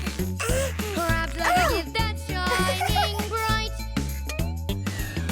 I am an affection for the chocolate confection. All that I want is to take a bite. A bite. A bite. Well, yeah. We sure took a look. Tom Tom Thomas won't be happy at all when he finds out you touched a chocolate ball. And you? Like you didn't touch it? I didn't. Oh, then what's that, Nolik? Chocolate? Absolutely. It's 100% natural milk chocolate. It says so right here. The key ingredient in chocolate is cocoa beans. They are roasted, crushed, and ground. After that, the ground beans are pressed to extract the oil from them. If you mix butter, cocoa, and sugar, you'll get dark chocolate. And if you add some milk to it, then you'll get milk chocolate. Then you just warm it up, pour it into molds, and cool it down. You can add raisins or nuts into chocolate. Sometimes chocolate is even made with flavors like flowers or salt. Chocolate wasn't originally for eating. It was used in a drink made by mixing roasted beans with water and then adding hot peppers. Not every adult could drink it, let alone a child. Today, chocolate is a favorite treat the world over for children and adults alike. How can we put it back together? How about Scotch tape? Come on! We'll start by warming up the chocolate so it softens up, and then use that to make a new ball. And then to make it hard again, yeah, we just cool it off.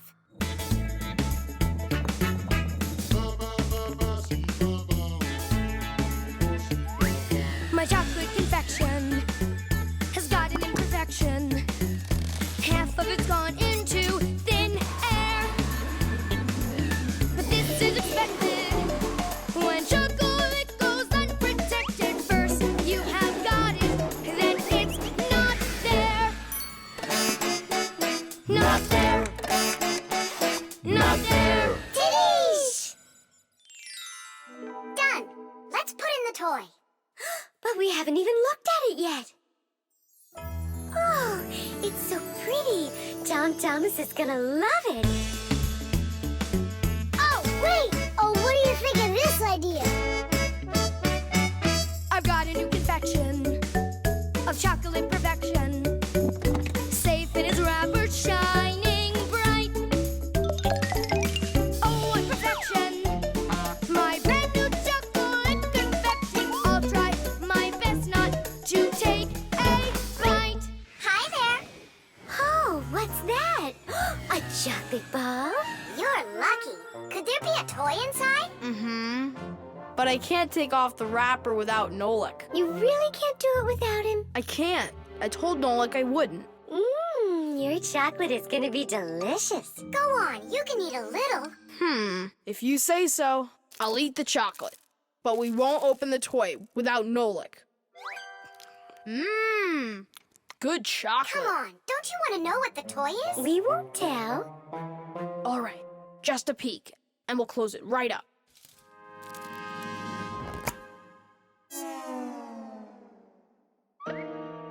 What is this for?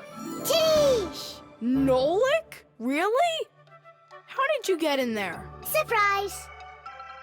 You were in the container. The container was in the chocolate ball. And the Yep. ball, that's just impossible. Ah, he went and got you two to help. We helped a little. Hang on, Nolik. You promised not to touch the chocolate till morning. And you promised not to open the toy without me, right? Oh, my perfection! My brand new chocolate confection. I'll try my best. The frying pan. Woohoo! Can you do this? Easy! How about this? And voila! I could be on skates and still do it. If I was on skates, I could jump 10 times in a row. Well, I could do 100 with my eyes shut. Then let's see 'em. There's no skating rink. There will be. What will there be? A skating rink. Where? In the frying pan. Uh-oh. All right, my bragging buddies, go get your skates. Fixies love playing sports. You might find Fixie adults working out with weights, or maybe working on a gymnastics routine. Fixie kids love having Fixie board contests, or taking part in parkour competitions, where they have to run, jump, and hop over all sorts of obstacles. These kinds of competitions usually take place inside of sophisticated appliances. Orienteering is held inside these appliances too. That's when Fixies use a map to follow a complicated route. And the route is quite exact. You can't make one wrong turn. But the Fixies' favorite game has got to be hide and seek. Nobody can compete with them in this game. You don't believe me? Watch.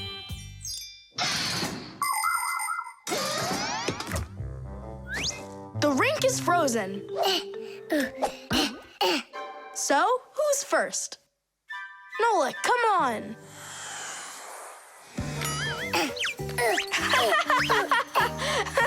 Well, are you going to jump? Wow, class. And that's all? Not at all. Nolik, Nolik, Nolik, Nolik. Not gonna make it. Too short a start. I can't do anymore because I'm injured. Sure. Say no more, Mr. Braggart. Then it's your turn, Simka. Now watch and see how it's done. La la la la la la la la. Oh, wow. Nolik, you never had a chance. La la la la la la la la.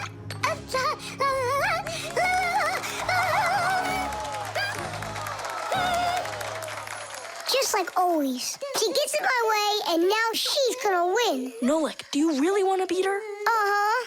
You see the salt? What? You think we should cook her? Of course not. But if we put some salt on the ice, it'll melt. Simka, didn't you say that you were gonna skate with your eyes closed? Piece of cake. What? Can't do it? Watch and learn.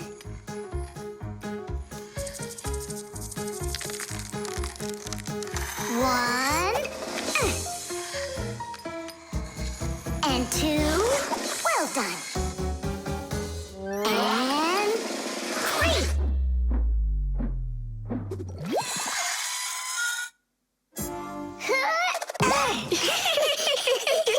This is salt. That wasn't fair, guys. You wouldn't have done 100 jumps anyway. Let's start the contest all over again, but this time we play by the rules. Oh, look, there's a scratch in the pan.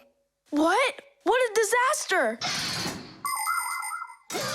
You can cook just about anything in a frying pan. Meat, fish, vegetables.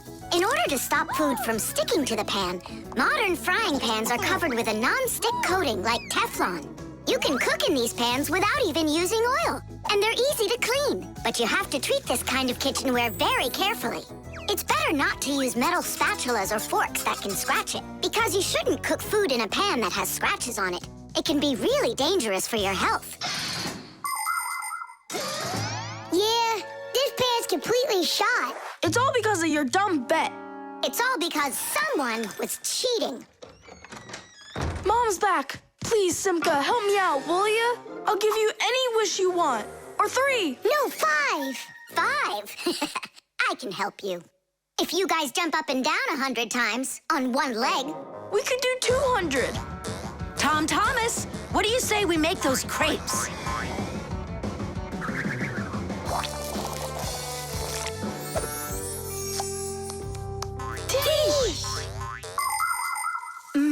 These crepes are perfect. I just love cooking with this pan. Why are you jumping? I want to make my legs stronger. Anyway, you never could have jumped 100 times in there. Bet on it?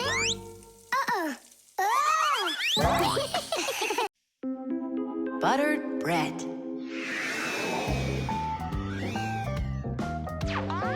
Tom Thomas, it's not right to eat when you're playing a game. I know your mom told you that. Come on, stop distracting me. Oh no, that's the game. Now that's what you call Murphy's Law, Nolik. No, that's the law of buttered bread. The law of buttered bread. There's no way that's a real law. People say that bread always lands butter butter side down. Scientists laugh at that, but there is a grain of truth in it. First of all, a sandwich usually falls from the low height of a table, and so it only has time to make a half turn. Second, the side of the bread with the butter is heavier, and that pulls it towards the ground. And third, people remember the bad things that happen to them. So, they believe that buttered bread always lands the wrong way. That's just goofy. I don't believe in that law. It's true, and not just for buttered bread, but any open-faced sandwich. Then let's do an experiment. We got tons of food in here. We just cover some bread with it and then throw it. All right, let's do it.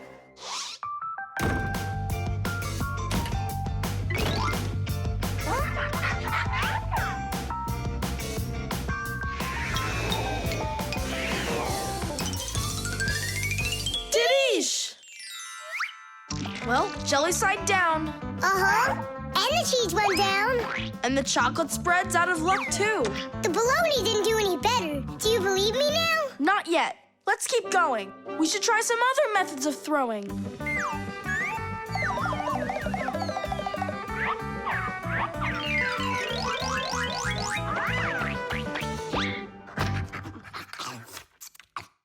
Oh, that's everything. There's nothing left. No, there's still some turkey. Where did you see that?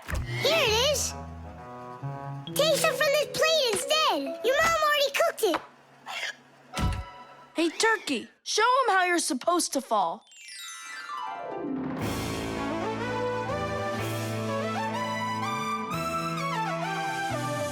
Aha! Didn't I, tell ya?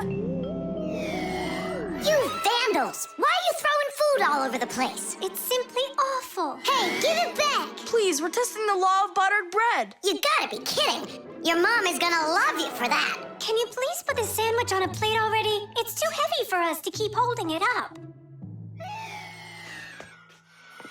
Good. There you go. Tom Thomas, do you have any idea at all how nutritious that turkey is? And delicious, I'd imagine. And turkey's a healthy food that has lots of protein, vitamins, and what do you call them? Microelements. That's not all. Eating that turkey could make you grow. If you eat that sandwich, you could grow a centimeter. I think that's true. Yeah, and it'll give you some extra strength, which you're gonna need when you clean up your kitchen.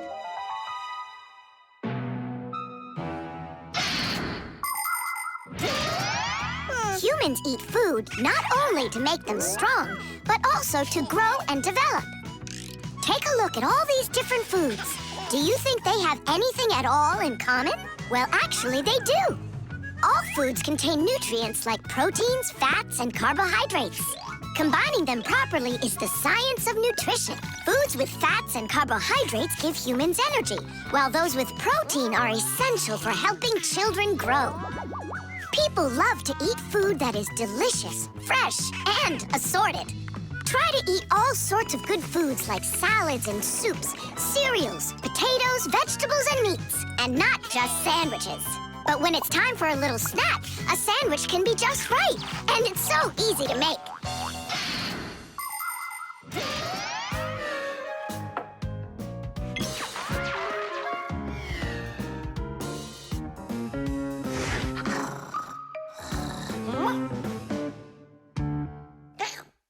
What happened to all of our bread? There's only one slice left. I made an experiment. A real one. I see. Well, science requires sacrifice. And there's no doubt that scientific experience is way better than playing with the phone all day, right? Mm-hmm. Can I have another piece of turkey? I don't know why, but I'm really hungry today.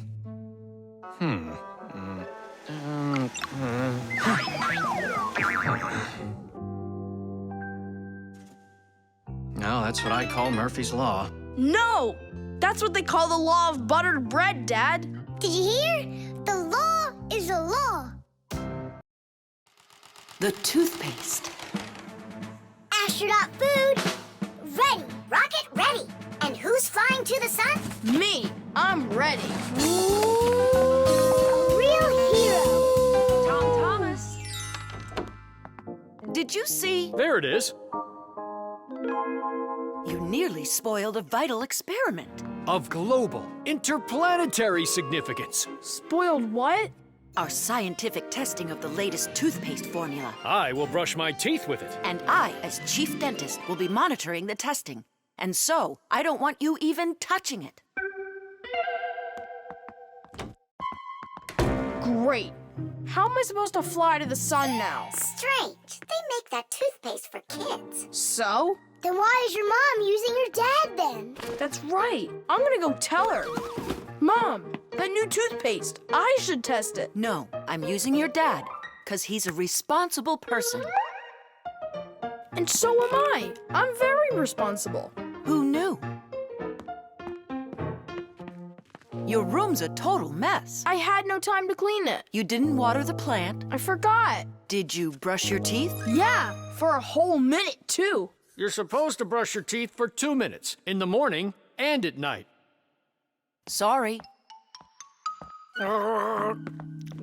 Great toothpaste, honey.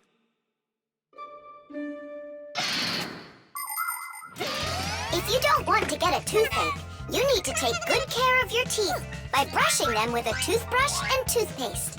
Toothpaste helps remove food that's stuck on your teeth, kills harmful bacteria, and keeps your teeth strong, healthy, and beautiful. Toothpaste should be in every house. Adults should use toothpaste made for adults, and kids should use toothpaste that is healthy and safe for younger teeth. It's important to make sure you're using a toothpaste that's right for your age.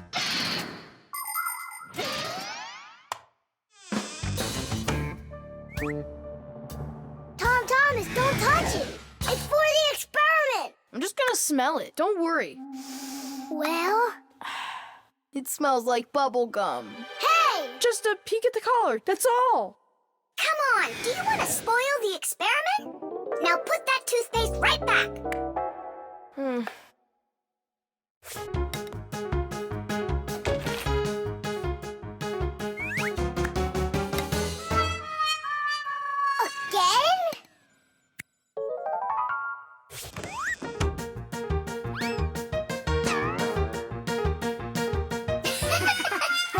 Whoops.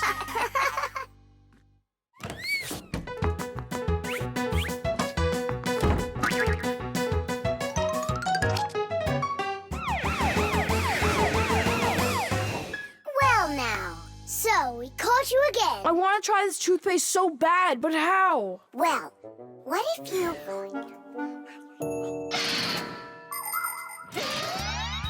Do you know how to brush your teeth correctly? Let's check. First, take your toothbrush and rinse it with water. Then squeeze on a bit of toothpaste. A small pea-sized drop is all that you'll need. Now 1, brush the outside of your front teeth up and down. 2, brush the backs of those teeth from the gums on down. 3, open your mouth real wide and brush the teeth in the back. These are the teeth that you use for chewing.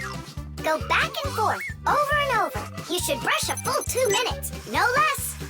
Now it's time to rinse out the toothpaste from your mouth and clean the brush. That's right, the brush needs to be clean too. And please, don't be lazy. If you brush your teeth 2 times a day, they'll stay in great shape for many years to come.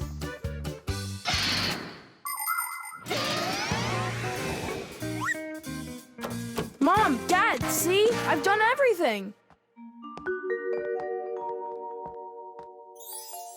Well done. And I promise that I'm gonna brush my teeth the right way, as long as I need to, and... And twice a day? Only let me be a part of your awesome experiment. Please, would ya? Well, I don't know. I think we could try it. Oh. What? Well, we also have this foam for teeth. Who's gonna test that? Me! A real hero.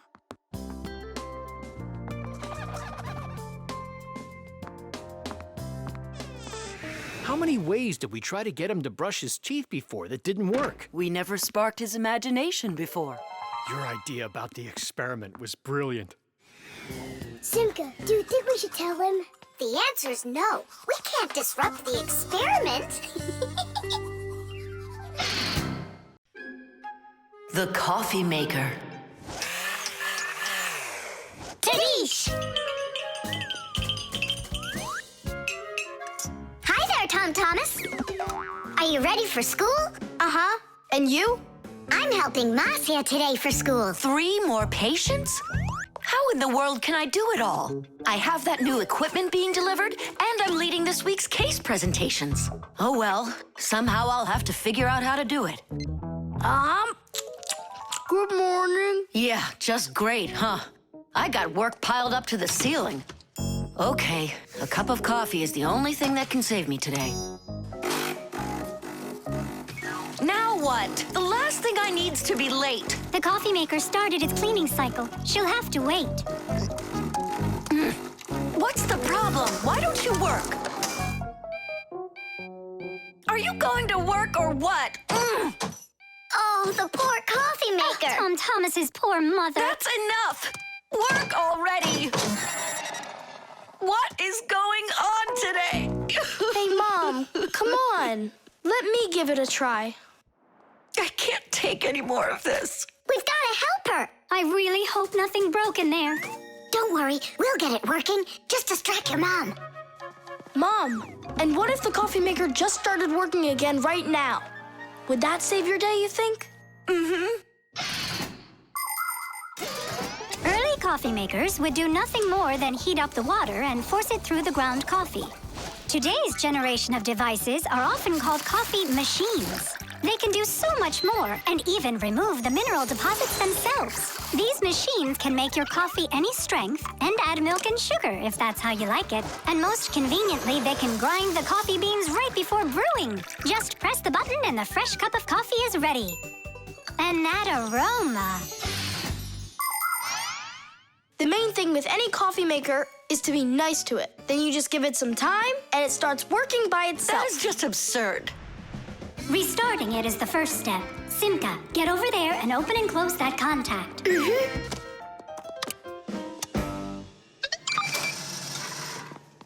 You see? That's what I was talking about. A coffee maker isn't alive. It's a machine, that's all. Then how come you hit it like you did?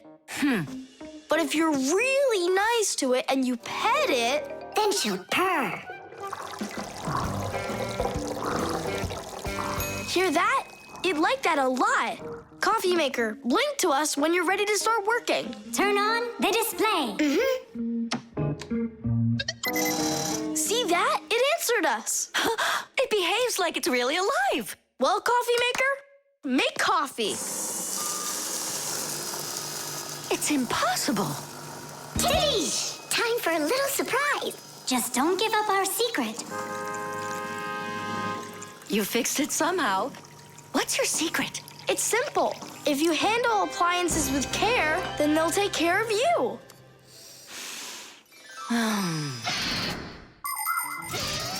The magic taste of coffee was first appreciated in Arabia. And that's why the most well-known variety of coffee is called Arabica. Coffee trees grow throughout the world in mountain regions where the weather is warm and humid. The branches of coffee trees get covered with coffee berries. But to make the coffee drink, we don't need the berries, just the seeds inside. After the coffee beans are roasted and then ground, hot water is added. Different cultures serve coffee differently. Some serve it hot, some cold. With sugar, with milk, with ice cream, with cinnamon, with ginger, and even with salt and pepper. They say that coffee gives people energy and helps them from feeling tired. But it's important not to drink too much.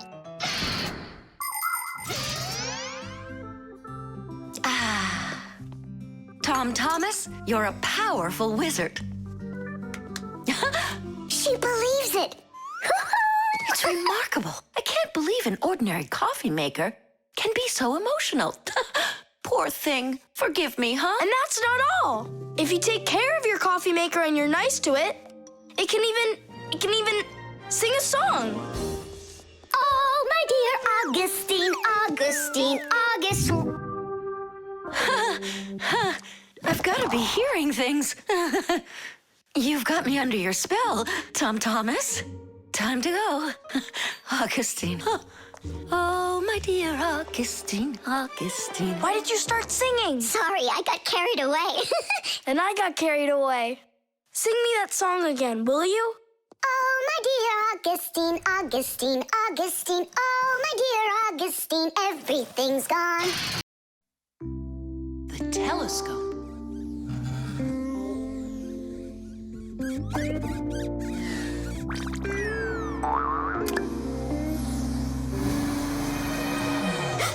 Buggy. That was scary. Is Nolik with you? He said he was gonna help us out.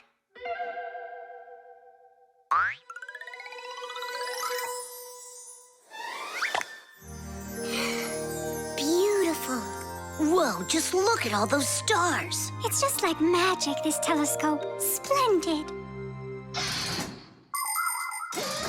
The simplest telescope is a tube with 2 lenses. They gather and refract light. We look through a telescope at a faraway moon and see craters, mountains, and crevices on its surface as if they are very close. A telescope helps us examine stars and comets, distinguish the colors and shapes of planets, and find their moons. But it's only possible to look at the sun through a telescope if it has a special filter to protect your eyes from getting damaged. But what's really cool is that it spins. No, really. Well, should we get going? Aren't we waiting for Nolik? He'll catch up. I'm gonna leave him a note. Nolik, we're in the computer.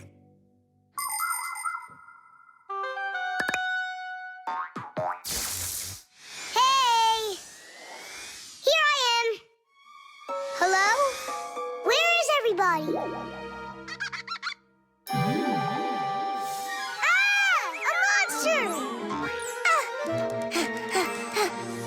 Simka? Somebody help me!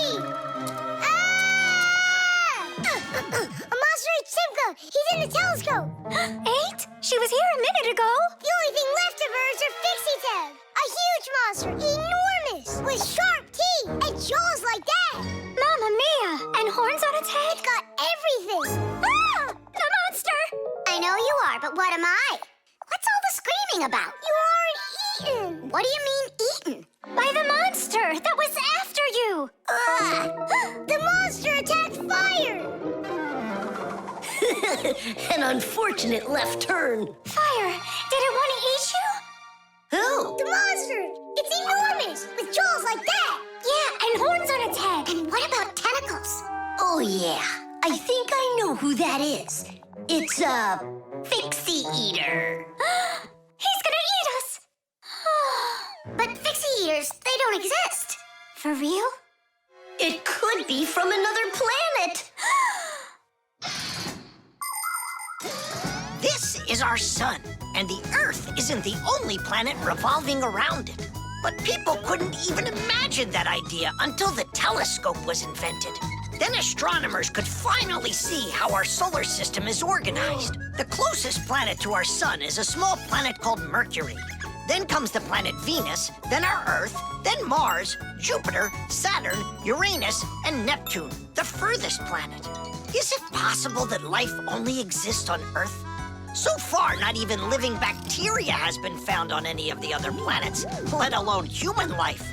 But we'd like to believe that deep in space, someone is looking through a telescope, and just like us, dreaming of finding their outer space brethren.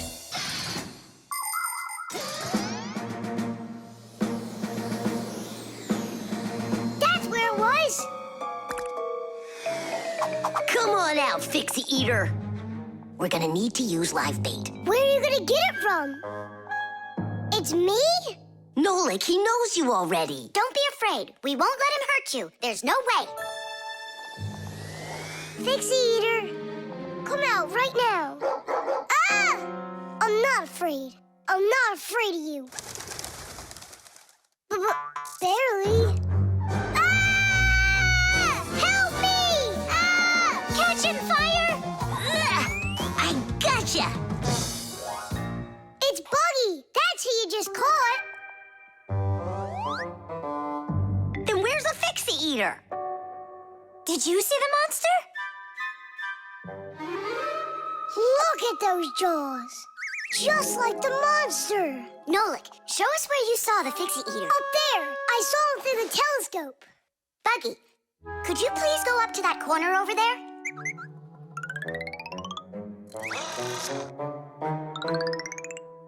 Uh-huh. And now yawn. Take a look.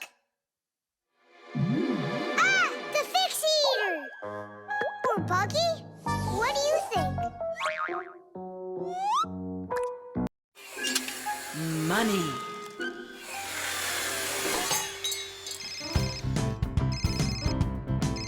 Hello? Uh-huh. Fire, can you help me, please? Sorry, Verda. I need to go to, the warehouse right away. But I helped you yesterday, didn't I? Well, I helped you the day before that. Yeah, well, what about last week? I helped you 3 times, remember? Well, You helped one another when it was time to. I don't see why you have to count. Of course not, Tula. You ask for the most help from all of us. I do not, Verda. Look how Elisa helps Professor Eugenius. And she doesn't argue with him. Of course not. She's in love with the professor. Actually, it's her job. And for helping the professor, she gets money. Money. That's a smart idea. Money constantly moves from one hand to another. A person does his job at work, and in exchange, he gets money for it. He can use the money to buy things he wants, like clothing or food. Or he can pay somebody else for their work, like getting a ride from a taxi driver, a haircut from a hairdresser, or a computer repaired by a technician. All people take part in this circulation of money. But unlike people, Fixies don't use any money. We do just fine without it.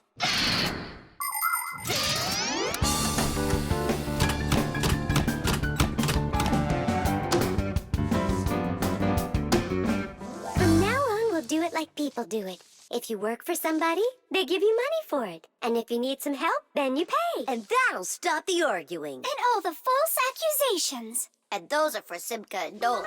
Now it's all fair.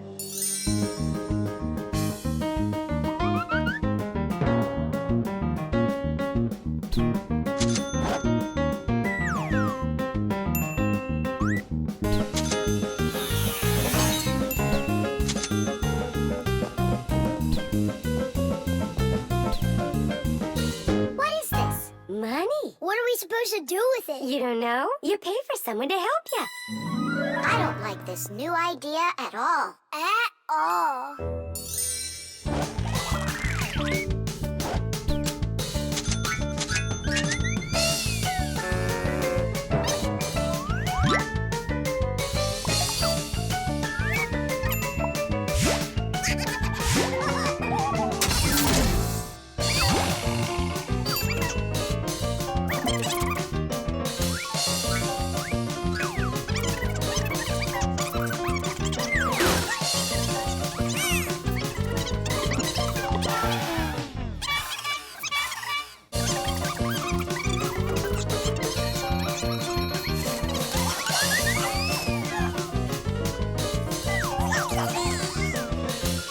Maybe we should give them our money so they'll stop arguing. I've got a cooler idea.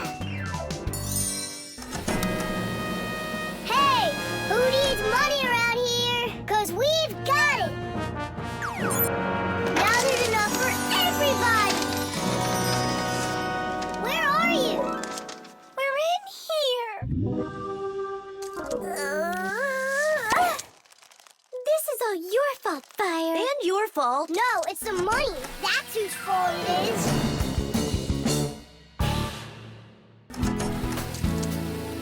He's right. That's why we were fighting. And we didn't even fix the printer. Money is nothing more than just paper. Although money is printed in strict secrecy, we still know something about the process. The paper used for money is made out of cotton and linen. It's stronger than normal paper made out of wood, which means it doesn't rip as easily, even if you fold it thousands of times. The ink used for printing money is special too. It won't rub off the paper or fade in the sun. And that's not all. The ink has secret additives that can only be seen if you look at the money under a special light. This helps protect people from fake money. It is for the same reason that watermarks, metal strings, and teeny tiny writing is also used on money. This writing's very hard to read, unless you happen to be a Fixie. I hope I didn't say more than I should have. Well, all done. It's time for a test. But what are we going to print? A word with real value. Yeah, something really precious. No, it's not money. Right, it's so much better.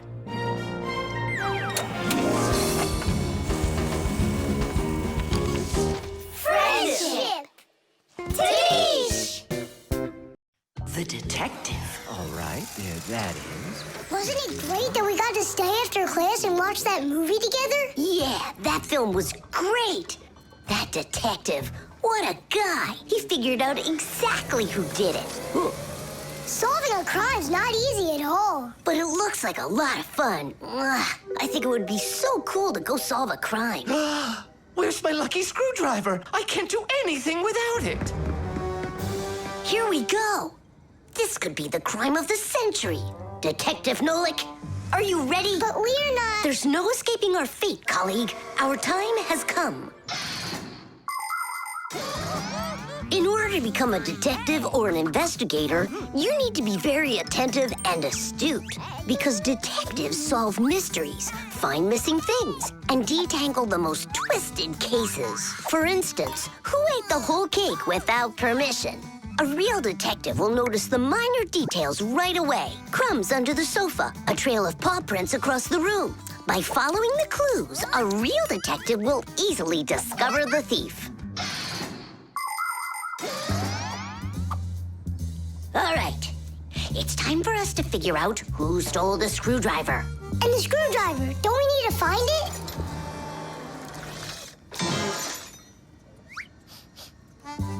Not now. First, let's find the thief. Oh, look at that. It's Digit. Digit. Why are you back at the laboratory? Our school classes are over.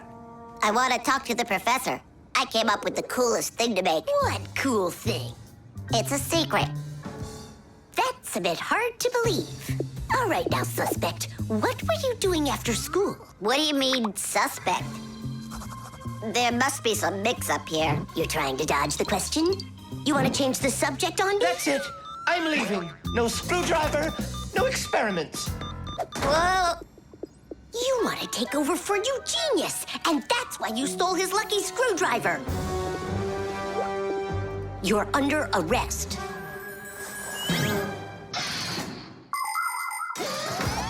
The main qualities of a detective are intelligence and logic. Logic is an ancient science that teaches people to think with reason, to help them solve problems, puzzles, and riddles. Do you want to feel what it's like to be a real detective? Then try to figure out what I'm describing to you. I'm thinking of an animal that you can meet at home or on the street. It has a tail and it's long. You have any guesses? A dog, a cat, or a mouse? There's not enough information yet. But what if I add that it meows and sleeps all day long? Then the answer is clear. A detective works the same way. He collects the facts, decides what's important, gets rid of what's not, and only then figures out the right answer. Understand? Then you're ready for another puzzle. Tell me, who doesn't belong here?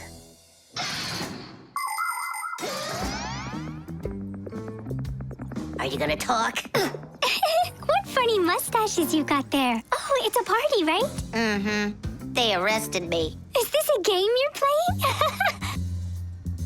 Tula, you believe that a lucky object can bring good fortune, now don't you? Well, yeah. And what? Now it's clear. You helped Digit steal Eugenius's lucky screwdriver. Yeah, because you like lucky stuff. Arrest her. Tula, how long do I have to wait? Simka, you gotta see this. We caught the criminals who stole the screwdriver from the professor. Cool, huh? Just awesome. Let's go, Tula. She stays here, under arrest. Yeah, I got it. Come on, let's go. We're not joking around. Oh, and exactly what proof do you have? What proof do I have? Well, Just what I thought. You have nothing, Fire. She's their partner, of course. Nolik, arrest her at once. What did she do wrong? It's insane. Now do what I said. I won't do it.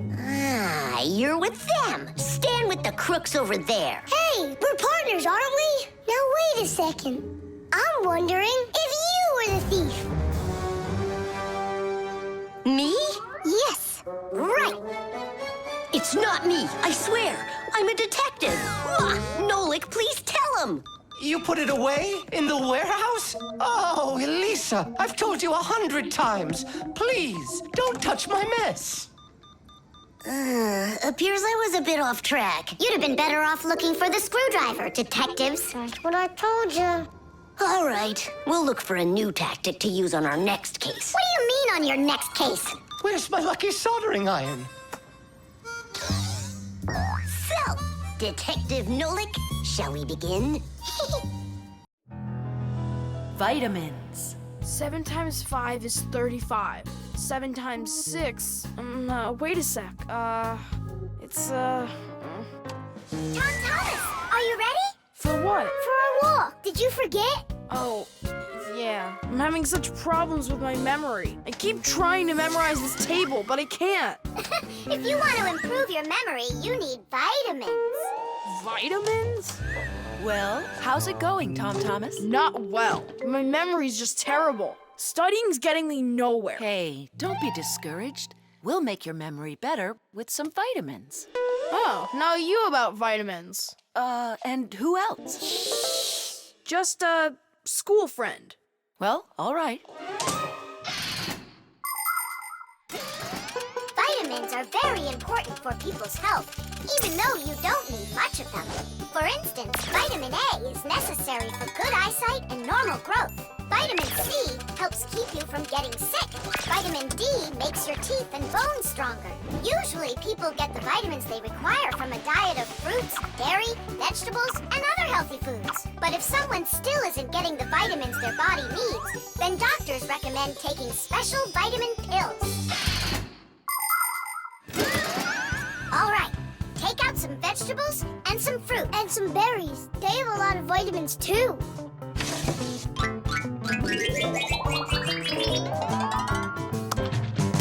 Forget about it. We're strengthening your memory with vitamins. And you'll study the multiplication table at the same time.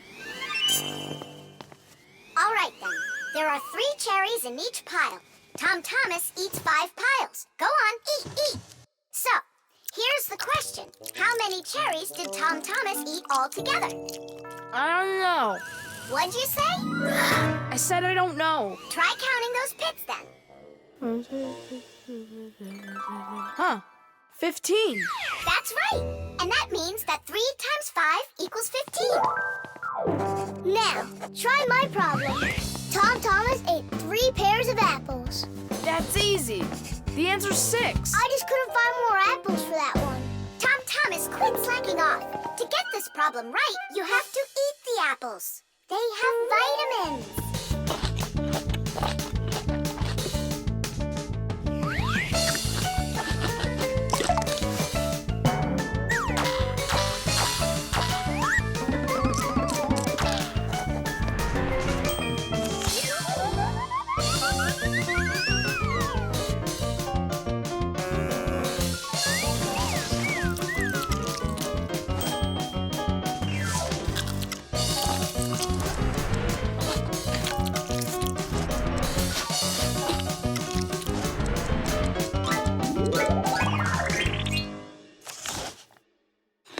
That's all. I can't eat anymore.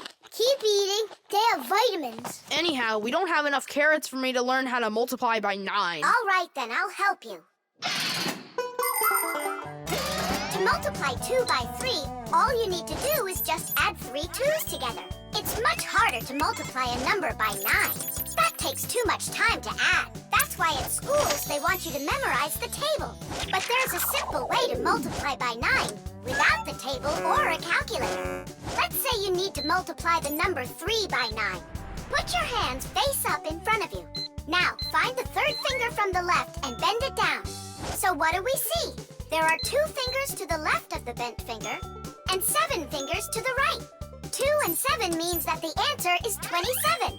You got it? Great! Let's do another problem. What is 7 times 9? Here are 6 fingers, and here are 3. That's right! The answer's 63. Tom Thomas, did you eat all of that? But you're the one that told me you need to eat vitamins. That's why I got these vitamins for you. That little? What do you mean, little? There's enough in this bottle for a month. Go ahead, try one. They're very good for you. They taste good, too. Right. Better than an onion. Or a radish. Can I have another one? No, that's enough. You shouldn't take more than one vitamin every day. I remember where I saw this. I saw the same kind of bottle with a green lid over at Katya's. Speaking of memory, let's check your multiplication table. Let's say that you and Katya are each taking one vitamin a day. So, how many have you eaten after 9 days? The answer's 18. Well done. It's getting better. Vitamins really work. The rock. Tom Thomas is back! Hooray! So, how was your camping trip? Super! You've got to check out what I found. Rocks? That's just half of it. Wow! Is that a screw? It looks kind of strange. Because it got petrified millions of years ago. Screws weren't around then. They came much later. And how do we know that? It could be the first one discovered. And maybe it's not just some screw. Know what I'm saying? Are you saying that we might be looking at a Fixie? Fixies believe that their ancestors came into being not that long ago, right when humans started inventing complicated devices. But what if that's not true? Maybe millions of years ago, before the dinosaurs, there were a different kind of Fixies that inhabited the Earth. And maybe there were people then, too. And Fixies weren't hiding from them. They were friends who they helped with everything. Together, they used to create inventions, construct buildings, and make scientific discoveries. But then there was some horrible catastrophe, and this whole civilization disappeared. And what if someday scientists find traces of that civilization? Then ancient Fixies will be discovered as well. That would be so cool. My imagination ran away with me. You're right. He could be our great-great-grandpoos. Or our great-great-grandmas. Do you think maybe we could bring it back to life? We could screw it in somewhere. You get energy from electricity, right? What an idea! But what if our great-great gets super scared because everything is different?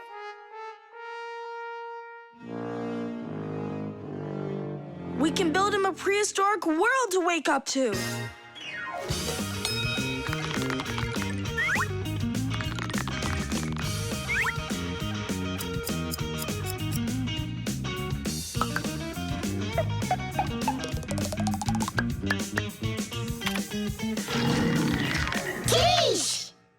Time to bring him back to life. And you, Tom Thomas, disguise yourself.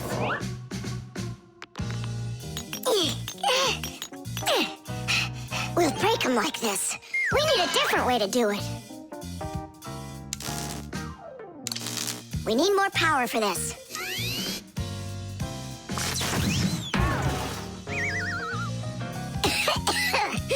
There wasn't any electricity back then. That's why shocking him won't work. Oh, our great-great ancestor, who came to us from an ancient home, be released from this stone. Be free! Why is it always so difficult with relatives? Wake up! Wake up! And what if...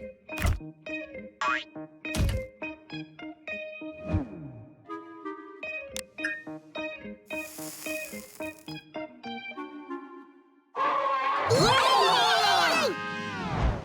We've tried everything. This is just a waste of time. Let's sing that song about the screw. Our song. Nolik, it's never gonna work. You don't know that. We can at least give it a try. If you think a screw is nothing, take it out, but just beware. Everything will break without them with no little screws in there. Look, it's moving. It's impossible. It really did. If you think a screw is nothing, take it out, but just beware. Tom Thomas, hey. Well, how was your camping trip? Seems to me quite a success. Yeah. So, let's see what you found there. Do you know what this is? Well, it's a rock. It isn't. It's the stalk of a sea lily. You mean a flower? An animal who lives at the bottom of the sea. Its stalk makes it look like a flower, like a lily. On planet Earth, there are lots of rocks. Some of them are hiding deep below the surface, and others appear with volcanic lava. Remember those fairy tales where an evil witch would turn everything living into stone? Well, it's really happened, just without any magic. Some prehistoric plants and animals were petrified way back when, and they've remained that way ever since. Thanks to them, we can get an idea about what life was like on Earth millions of years ago. And this one's a devil's finger, the squid's ancestor. How do you know all this stuff? When I was your age, I collected fossils and rocks. Let's go. I'll show you my collection. Do you think any of our ancestors were sea lilies? Shame. Why did I let myself get so carried away? There weren't any ancient Fixies in the world. But I still believe in them. They just haven't found the right rock yet. But they'll find it. I know they will.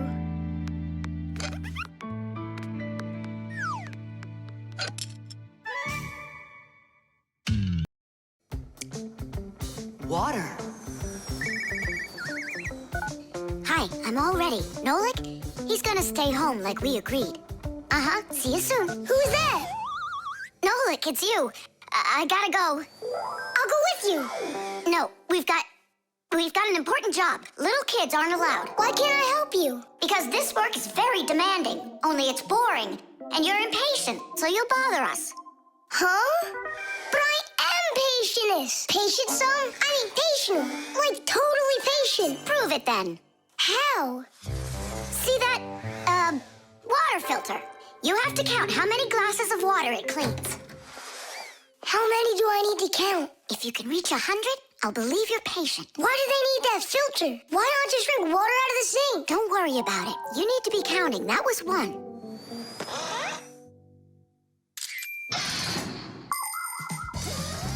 Without water, life is not possible.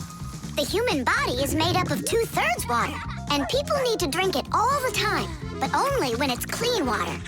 Water is transported from rivers and lakes into houses through pipes. Along the way, it gets cleaned of debris and dirt. But even so, this water might still contain toxic substances or harmful microbes.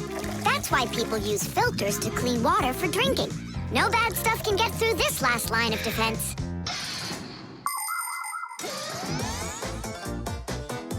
2. 10. Ha!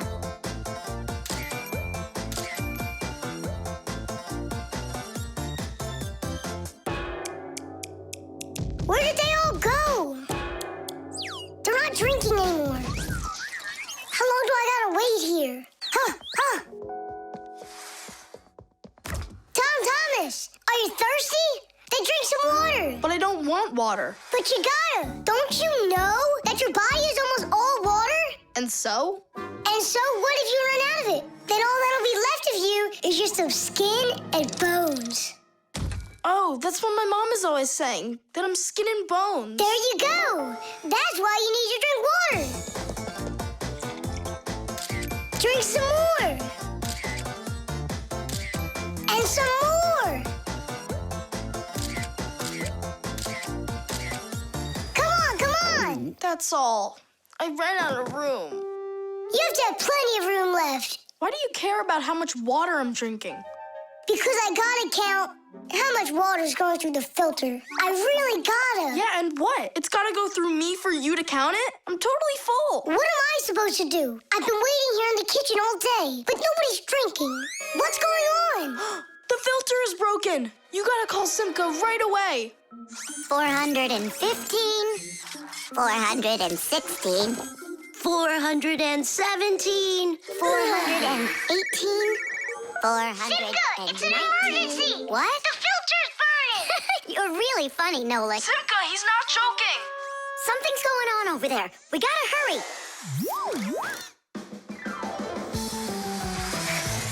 Where's the emergency? Look! So, what's going on here? Great. Now we're stuck fixing the filter. It's not broken. The flashing red light is an indicator. It means it's time to replace the cartridge in the filter. Since ancient times, people have been coming up with ways to remember things or to not mix things up. Knots on ropes were used as reminders that it was time to pay back a debt or reap a harvest. People would cut notches into trees to help remember numbers. Later, people invented the abacus, calendars, and day planners. And now, things are even easier because devices can give us reminders. Alarm clocks help people get up on time. A loud oven timer can save a pie from burning. The green light of an indicator shows that a device is turned on and ready to be used. A red light shows the opposite. Today's smart appliances can tell their owners what they need to do. Without them, humans can be so absent-minded.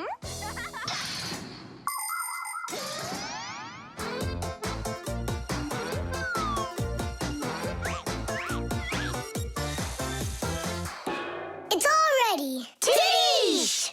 This cartridge is enough for another 2,000 glasses. 2,000? And what do I do about this? Whoa. All right, Nolik, you've done a good job there. Way to go. Yeah? If you want, I can do it. Thomas, want some water to drink? I can't drink anymore. And I can't wait anymore either.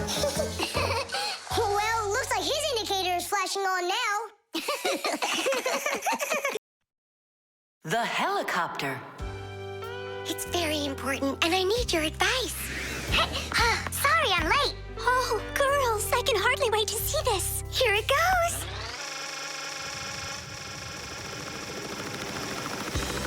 Hey there! Where did you get a helicopter? Professor Eugenius threw it away, but we fixed it. Come fly with us. Hop in. There's no way. We're busy. Doing what? Something important. Go find somewhere else to fly. You got it. No problem. Now back to our job.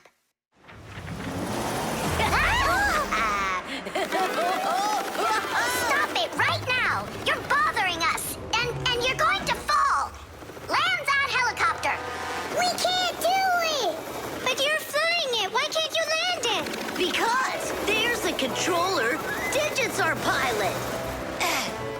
Digit, fly on.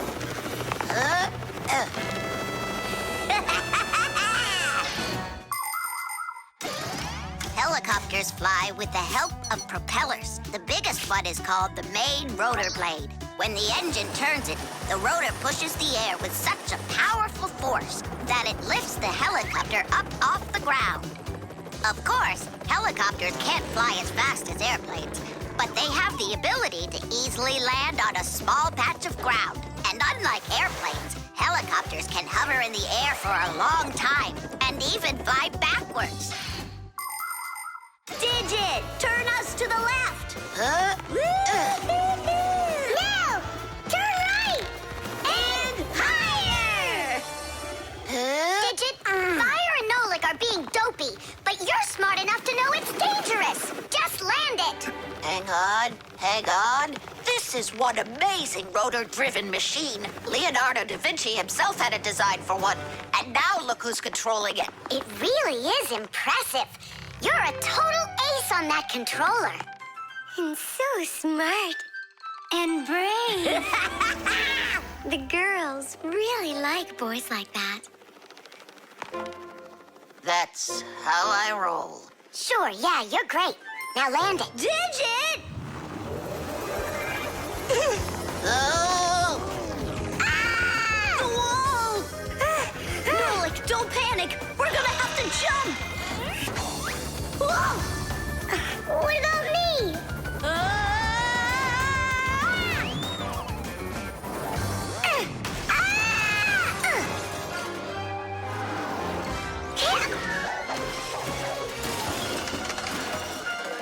Where's Fire? Here!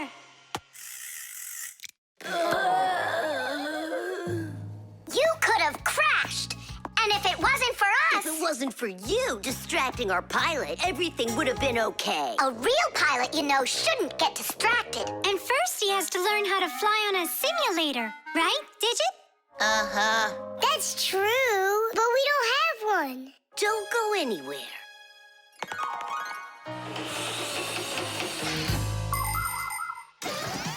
Airplanes, helicopters, tractors, trains, and even cars are complicated machines that can be a challenge to navigate. And if you don't watch what you're doing, you can easily end up having an accident. That's why future pilots, train operators, and drivers all take comprehensive training classes that include learning how to fly a plane or drive a train using simulators. This, for instance, is an exact copy of a cockpit, only without wings and with screens for windows. You pull the controller, and the cabin moves the way it would if you were actually taking off. And on the screens, the Earth is racing under the clouds. It takes your breath away. Commercial pilots are required to take part in many simulations like this before they're allowed to pilot a real airplane. Our pilot simulator is ready to go. Oh, wow. And I'll be the first one to try it. Here we go. Kids. Right, Digit? I'm only going over there just to take a look. You know how those two can behave. I'll just watch them. My turn again. Hey, wait! It's my turn now! Boys are just silly. They're never serious. They just joke around. Speaking of serious, we have some important business to take care of. You're right.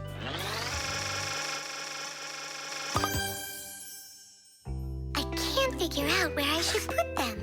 What about on the pack-a-mat? Oh, that's a very serious problem. Yeah, this is really important, not something silly like those boys are doing. The umbrella.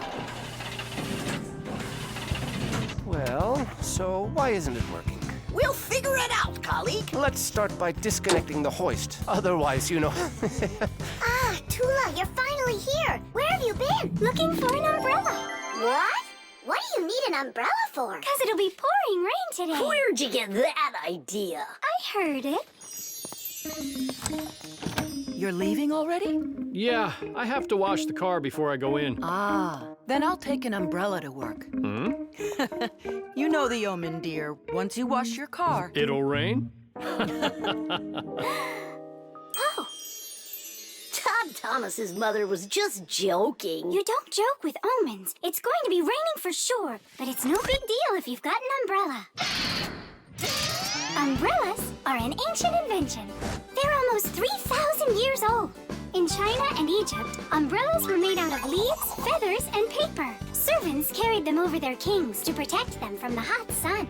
When umbrellas became fashionable in Europe, people started using them as cover from rain. The most convenient are folding umbrellas. Their design is simple. The edge of the fabric is attached to ribs. When you open an umbrella, the ribs spread out in all directions and stretch the fabric over your head. Automatic umbrellas can open very quickly. Just press the button and it pops right open, keeping your clothes dry as if there was no rain at all. An unopened umbrella can be used as a cane. And if the umbrella's handle is also collapsible, then it can be stored in a bag when it isn't needed. Well, the contacts are normal. And all of the wires are in place. Then what's the problem? I don't know. We're gonna have to test it. Tula, put away your umbrella. But the omen calls for rain. Ah, one omen doesn't count. Manipulator, get me a screwdriver. Understood. Executing. Oh, the manipulator's joints are creaking. See? That's an omen of rain, too. It's an omen that it's time for a little oil.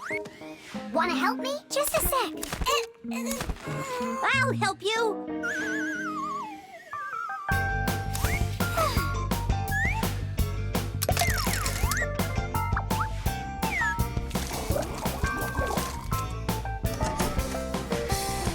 Thank you. Well, so much for that omen. It's going to rain anyhow, I know it. Just take a look at those flowers drooping. Isn't that an omen? The reason that they're drooping is because Elisa is on vacation.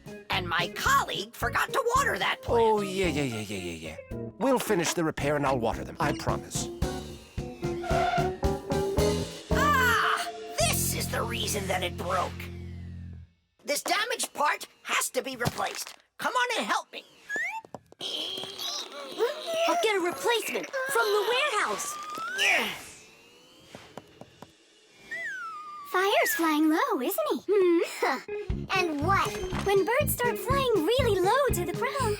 Fire isn't a bird. But he's flying low, didn't you see? Tool, give me a sledgehammer, would you? And put away the umbrella already. Look, there isn't a cloud in the sky. That's because it's morning. You have to know this, Owen. When there's no clouds in the morning, then in the afternoon, it's sure to... We're standing inside with a roof over our head. It can't rain.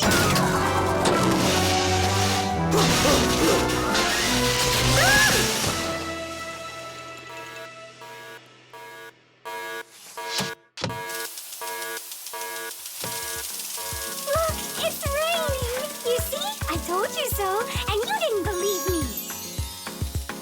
Let's walk together, but how's the weather?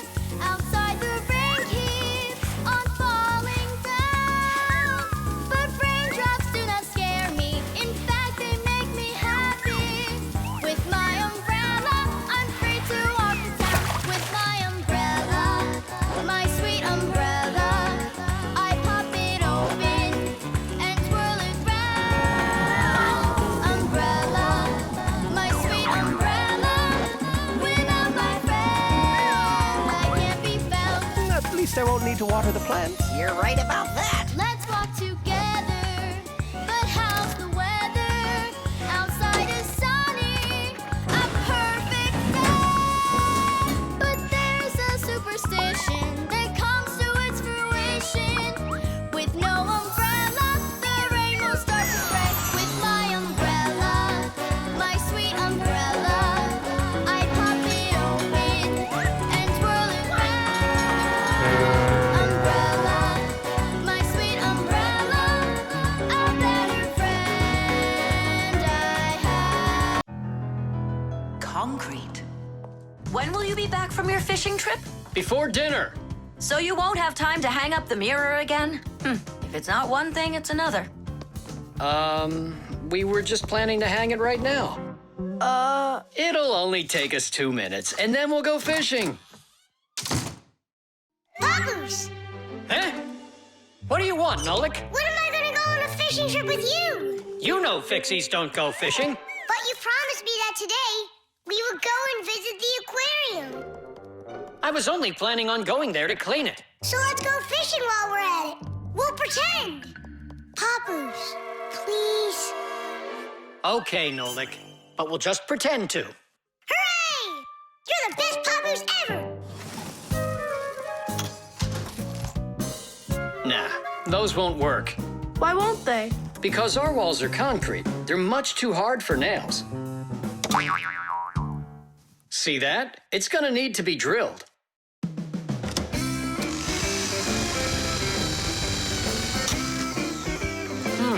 I guess we'll need to use a special drill bit that's right for this wall. Concrete is a very strong building material, made out of small stones, sand, cement, and water. When the concrete mixture dries, it becomes very hard, like a solid piece of rock. For building houses, bridges, and other large constructions, reinforced concrete is what people use. To reinforce the concrete, it is poured into a mold with steel bars. When you drill into a reinforced concrete wall, you have to be careful not to hit the metal bars. Papoose! Shh, humans. Not big enough. It won't hold up this mirror. But it's all we've got. So we'll have to go and buy another. That stinks. Means there's no time to go fishing now. Actually, I think this will hold it for a little while.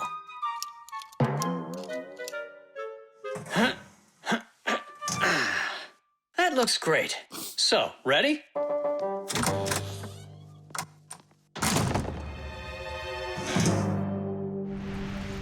Papoose! Huh? Do we own fishing rods? We don't, but we'll figure it out.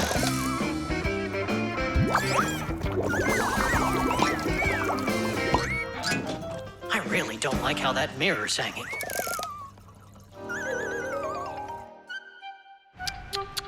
That's what happens when people are in a rush to finish. We're Fixies. We never do things like that. Papoose, we going fishing or not? Yes, we will, after we take care of this mirror.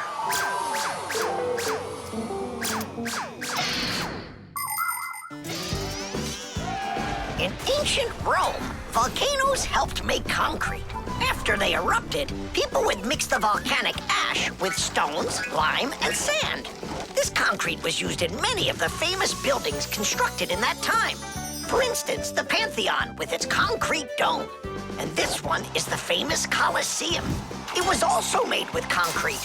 The Colosseum is almost 2,000 years old, but it's still standing strong. Later, when that land was conquered by other nations, people forgot about concrete and how to make it. Thank goodness that 200 years ago, they suddenly realized what a great material it is, and they reinvented concrete. It's true when they say, everything new is well forgotten old. Papoose, hurry up! Haste is the mother of imperfection. It looks like I ran out of wire. Lousy timing. I've got to get to the warehouse. Warehouse? That means we're not going fishing. Nolik, a promise is a promise, and that means we go. This should hold for a little while.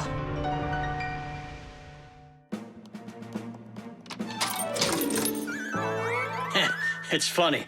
We almost left without the fishing rods.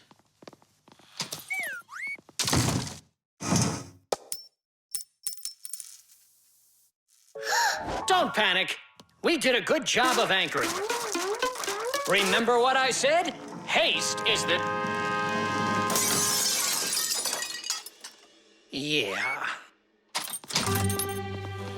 Yeah, I'm not hearing things. Looks like a trip to the store after all. For screws? Yeah, and a brand new mirror. It looks like today's fishing trip's canceled. And ours is too, Nolik. At least the fish will be happy.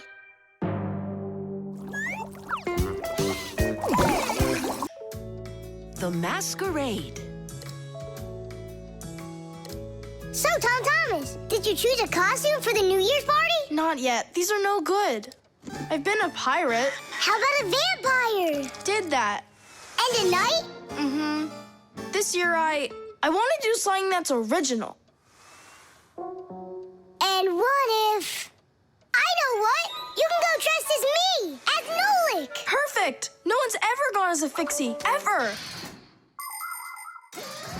Long, long ago, people would put on masks and dance in order to scare away evil spirits. In ancient theater, actors would change masks to play a few different roles. Everyone liked the idea of hiding their faces behind mysterious masks so much that people started organizing fun outdoor festivals called masquerades. There are countries around the world, like Brazil and Italy, that turn into one big masquerade ball during the holidays.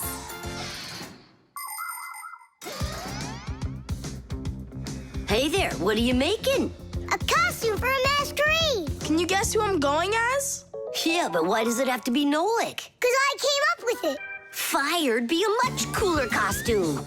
That's not true. Stop arguing. I can go dressed up as you and you. Now we're talking. Smart Fixies wear glasses. Your glasses are too small to even fit on his finger. They don't make glasses just like yours. What a cute Fixie. Splendid. Not bad. Only if I were you, I'd add a backpack to your costume. Any Fixie who's fashionable is wearing it. And maybe add my curls to it, please? If you don't, then our feelings will be hurt.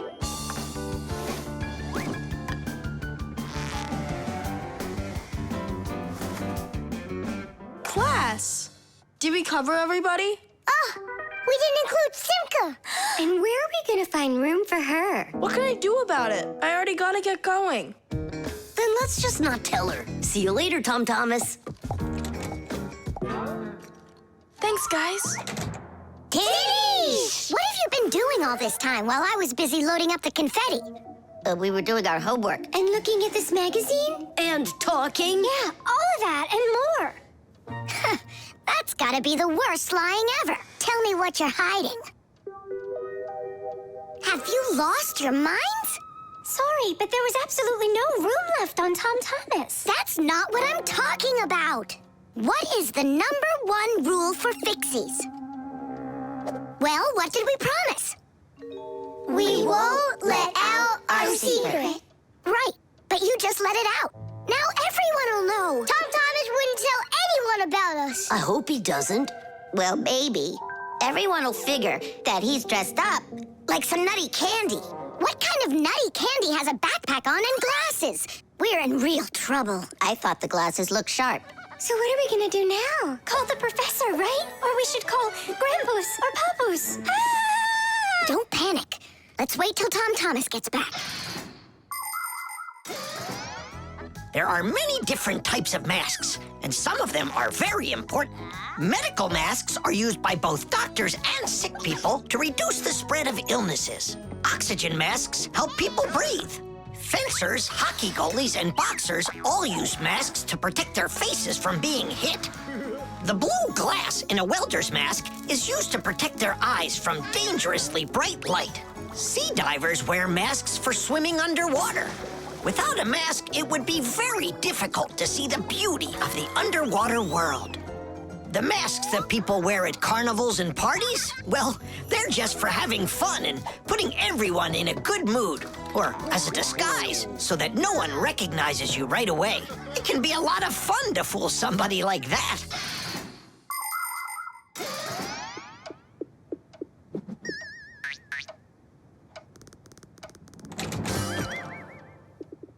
So how was it? It was great. They had a contest for costumes, and I won. Hooray, that's all. Say bye to us.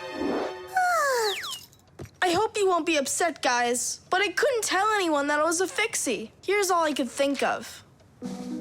Grand prize for best costume, robotic toucan. Hey, come on. Do you think we look like toucans? Yeah? Yeah. Yeah. All right there, Fixie toucans. We've got work to do. Oops.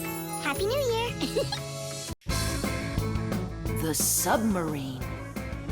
And the submarine disappeared into the ocean deep, leaving the vicious sharks high and dry.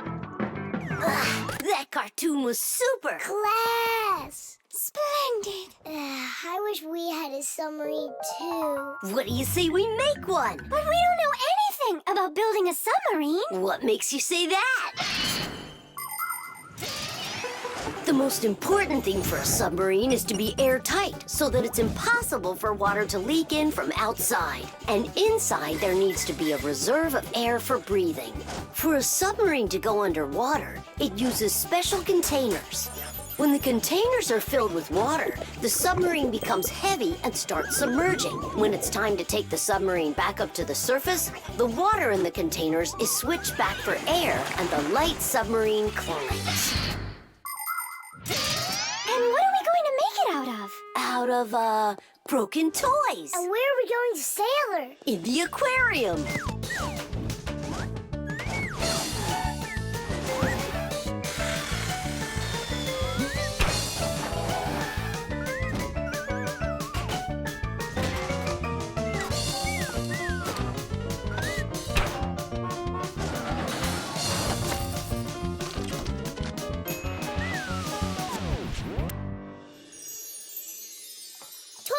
Aren't you going with us?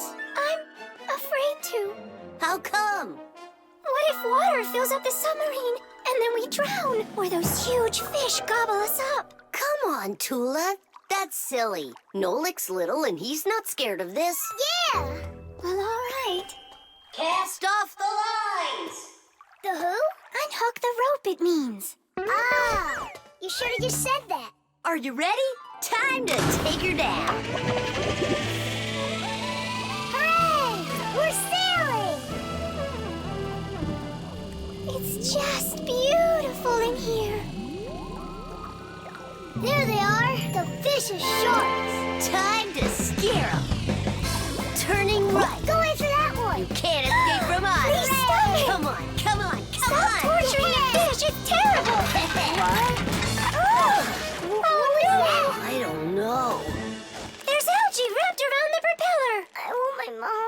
Just be calm. There's no need to panic. Let's try taking her up.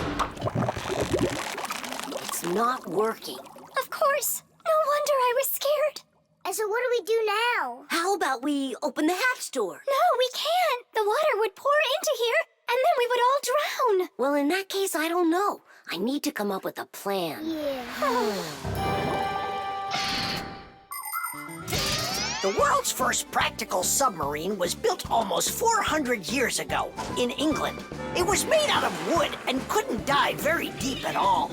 Inside the vessel, rowers sat with oars, so it couldn't move very quickly either. About 200 years later, the oars were replaced with a propeller. But the propeller on that submarine could only be turned by hand, making it a slow submarine as well. Any good swimmer could easily outrace it. It was only with the appearance of electric motors that submarines started submerging to great depths and moving through the water at very high speeds. Today's modern military submarines use nuclear reactors for power.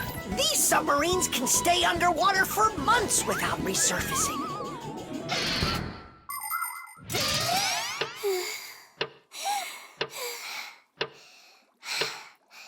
Fire, can you come up with your plan quicker? Because we're running out of air. Fire, we're gonna suffocate. No, we won't, mate. Chances are better the fish will eat us. You never should have teased them. Yeah, we're in trouble. Didn't I warn you, didn't I? And you wouldn't listen. You did everything just the opposite. Wait, it might work. Let's rewire the battery the opposite way. We should switch the plus and minus. How come? Because then the motor will start to turn the other way, forcing the algae to unwind.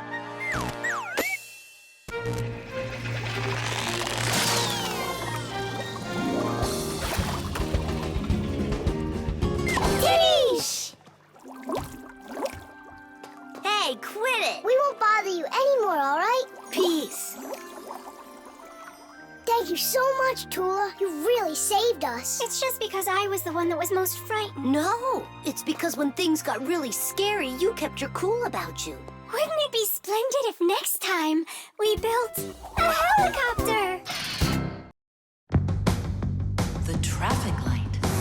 Red, yellow, green. All right, let's go! Tom Thomas, why did we stop? There's a crosswalk. When there are lines like that, you have to let pedestrians cross. Go on. Thanks.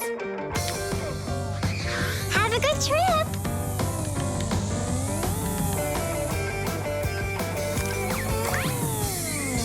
Why do we stop now? There's no crosswalk. But that's a crossing gate, Fire. You have to let the train pass. Wow, that is cool. Hi there, Nolik. Come on down. Check out this traffic light. It's new. Is that a real traffic light? Wonderful, isn't it? Yeah, it looks awesome. Nolik, where are you going? Stop! Stop the car! Oh!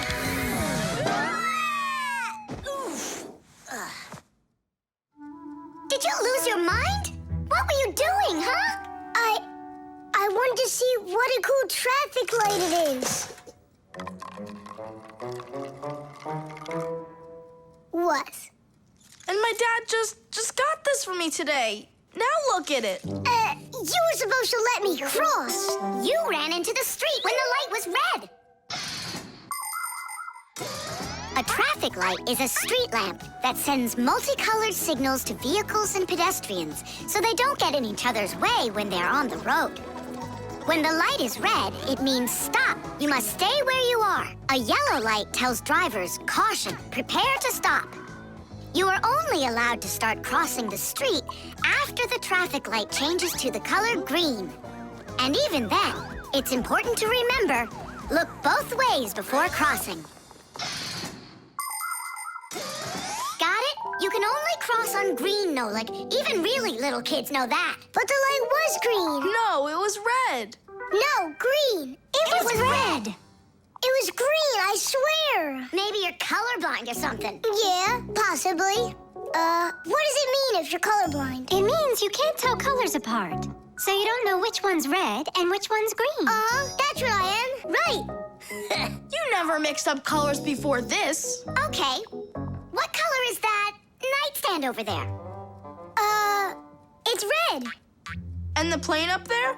Oh, that's green. How about me, huh? What color am I? Greenish, bluish, brownish, gray. With polka dots. I'm what? It's true. He's colorblind. Poor kid. Told ya. Wasn't my fault. All right, we'll sort it out at home. And what are we gonna do with the traffic light? We can fix it, and we'll fix your car, too. All right, what color's the car? Purple? If you say so. We got work to do, so take a seat before you mix something else up. The road can be a dangerous place. There are so many cars and pedestrians on it, and all of them are in a rush to get where they're going.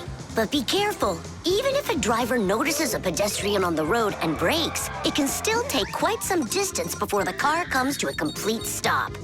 To avoid disaster, have respect for one another.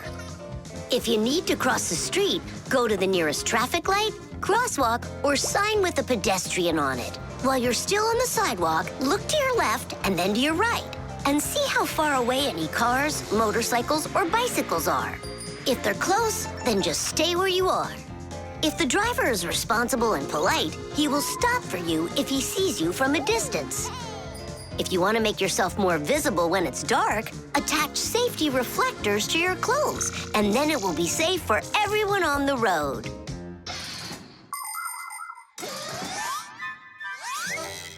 All fixed. Tom Thomas, test it out. Turning the lights on. So, is it right? Yeah. Take your places.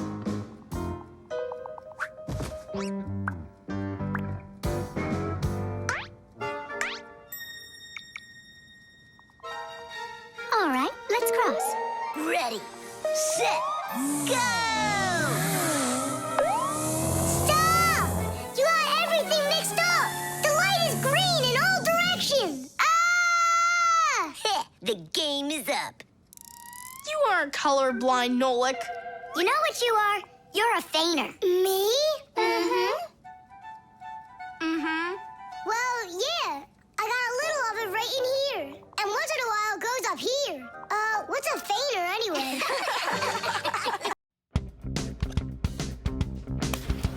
The iron. All done. Thanks for your help. Professor Eugenius! Yes, Elisa. The award ceremony's in an hour. You need to leave soon. I remember, Elisa. What are you getting an award for? It's the... it's the Genius of the Year. Not too modest, but fair. And well-deserved. Wow. And they're giving it to you? Well, yeah. Will they show it on TV? Why, of course. Class. And during your speech, can you say hi to me? And me, and me. And Simka. Right. Say something like this. I'd like to send a big shout-out to all my Fixie friends. Oh, that's a great idea. That way everyone can know about Fixies. Professor Eugenius, didn't I see an iron in here earlier? Huh? Oh! Oh, come on, Elisa. There's no need for that. I'm not going to argue with you. You have to look just perfect. Otherwise, everybody is going to think that I don't take care of you. First, we'll let the iron warm up, and then I can iron your suit. The most essential part of an electric iron is called the heating coil. It's hidden inside the iron sole plate. When the iron is plugged into an electrical outlet, the coil gets hot and heats up the sole. People use a hot iron to remove the wrinkles from their clothing. Irons also have a water container. When the water gets hot, it turns into steam. The steam comes out through the holes in the iron sole, making it even easier to remove wrinkles. Wow, that sure is hot. All that's left to do is pour some water into it. Professor, this is water, right? Yeah, it's water. That isn't water. No, wait. It's not water. It's not water. Then what is it? Well, it's, juice. Juice? Yeah, juice. Oh no, the poor iron won't last. Phew, and it smells like crud. I broke the iron. It's awful. No, Elisa. Don't be so upset. Don't be so upset. It's the Genius of the Year ceremony, and you'll be in a wrinkled suit in front of the whole country. Oh, I won't survive. Elisa, hang in there. Be careful. Elisa. Elisa. Professor, you're genius. Are you all right? Couldn't be any better. We're gonna go fix that iron for you. And while we're doing that, you go fix Elisa. That would be great. Look over there. I'll fix the contact. You and Nolik can scrape that burnt juice off the iron.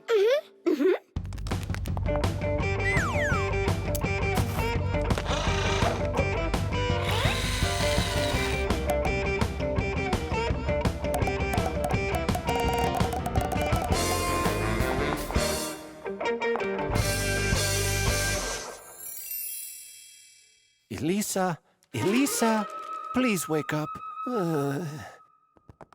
We did it. Your iron is fixed. Elisa, you should see the iron. It's working. What? And I'm just lying around here? I have to hurry. Where's the iron and your suit? Wrinkled clothing is not very beautiful. And that's why, since ancient times, people have been trying to find different ways to get rid of wrinkles. For example, long ago, people would put their wrinkled clothing under a heavy, flat rock. In ancient Rome, people used to beat their crinkled garments with a metal hammer. And in China, fabric was ironed with hot frying pans. Irons with a shape like what is used today appeared during the Middle Ages. They were made out of cast iron and needed to be heated up on a stove before they could be used. Later, people came up with irons that were heated by putting hot coals inside. And finally, in the 19th century, a convenient electrical iron was invented and has been used ever since. And the prize for Genius of the Year goes to Professor Eugenius! Bravo! Bravo, Professor!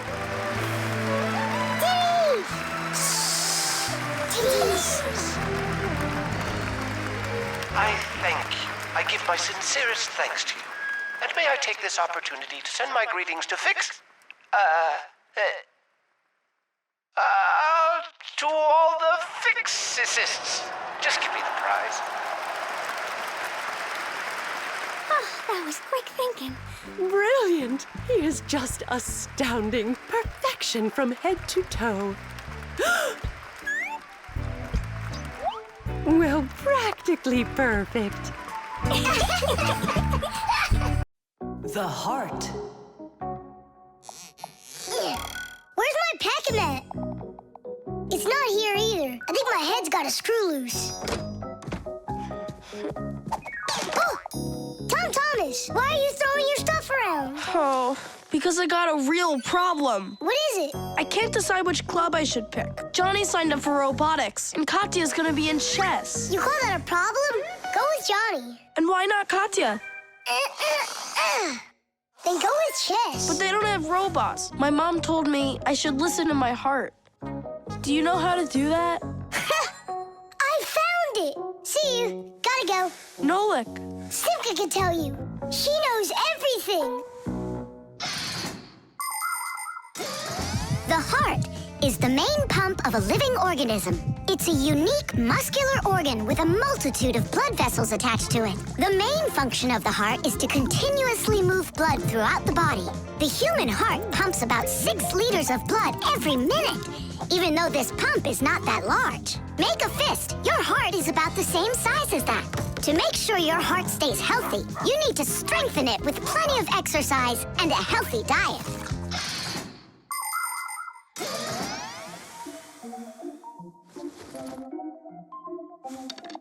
Nolik, please come help me. Why me? Tool is stronger. Huh?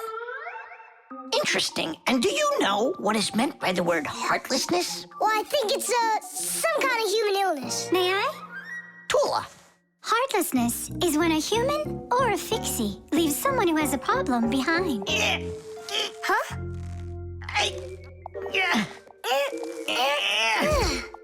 Thank you very much, young man. Young Fixie. Heartlessness. Does it last forever? Of course not. We just need to help one another more often.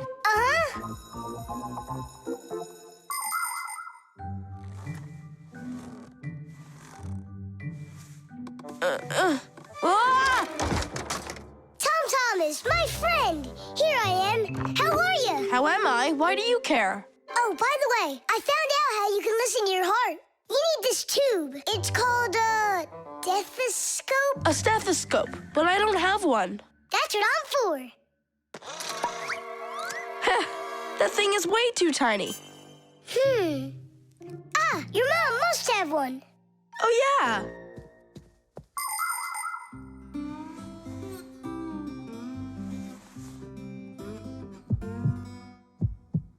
Well? It's beating. Loudly. And what is it saying to you? Not a word. And now? It's beating.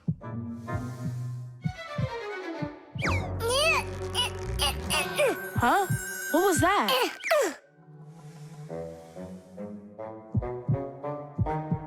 This is just absurd.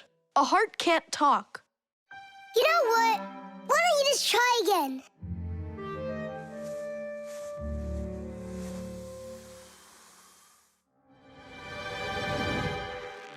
Tom Thomas.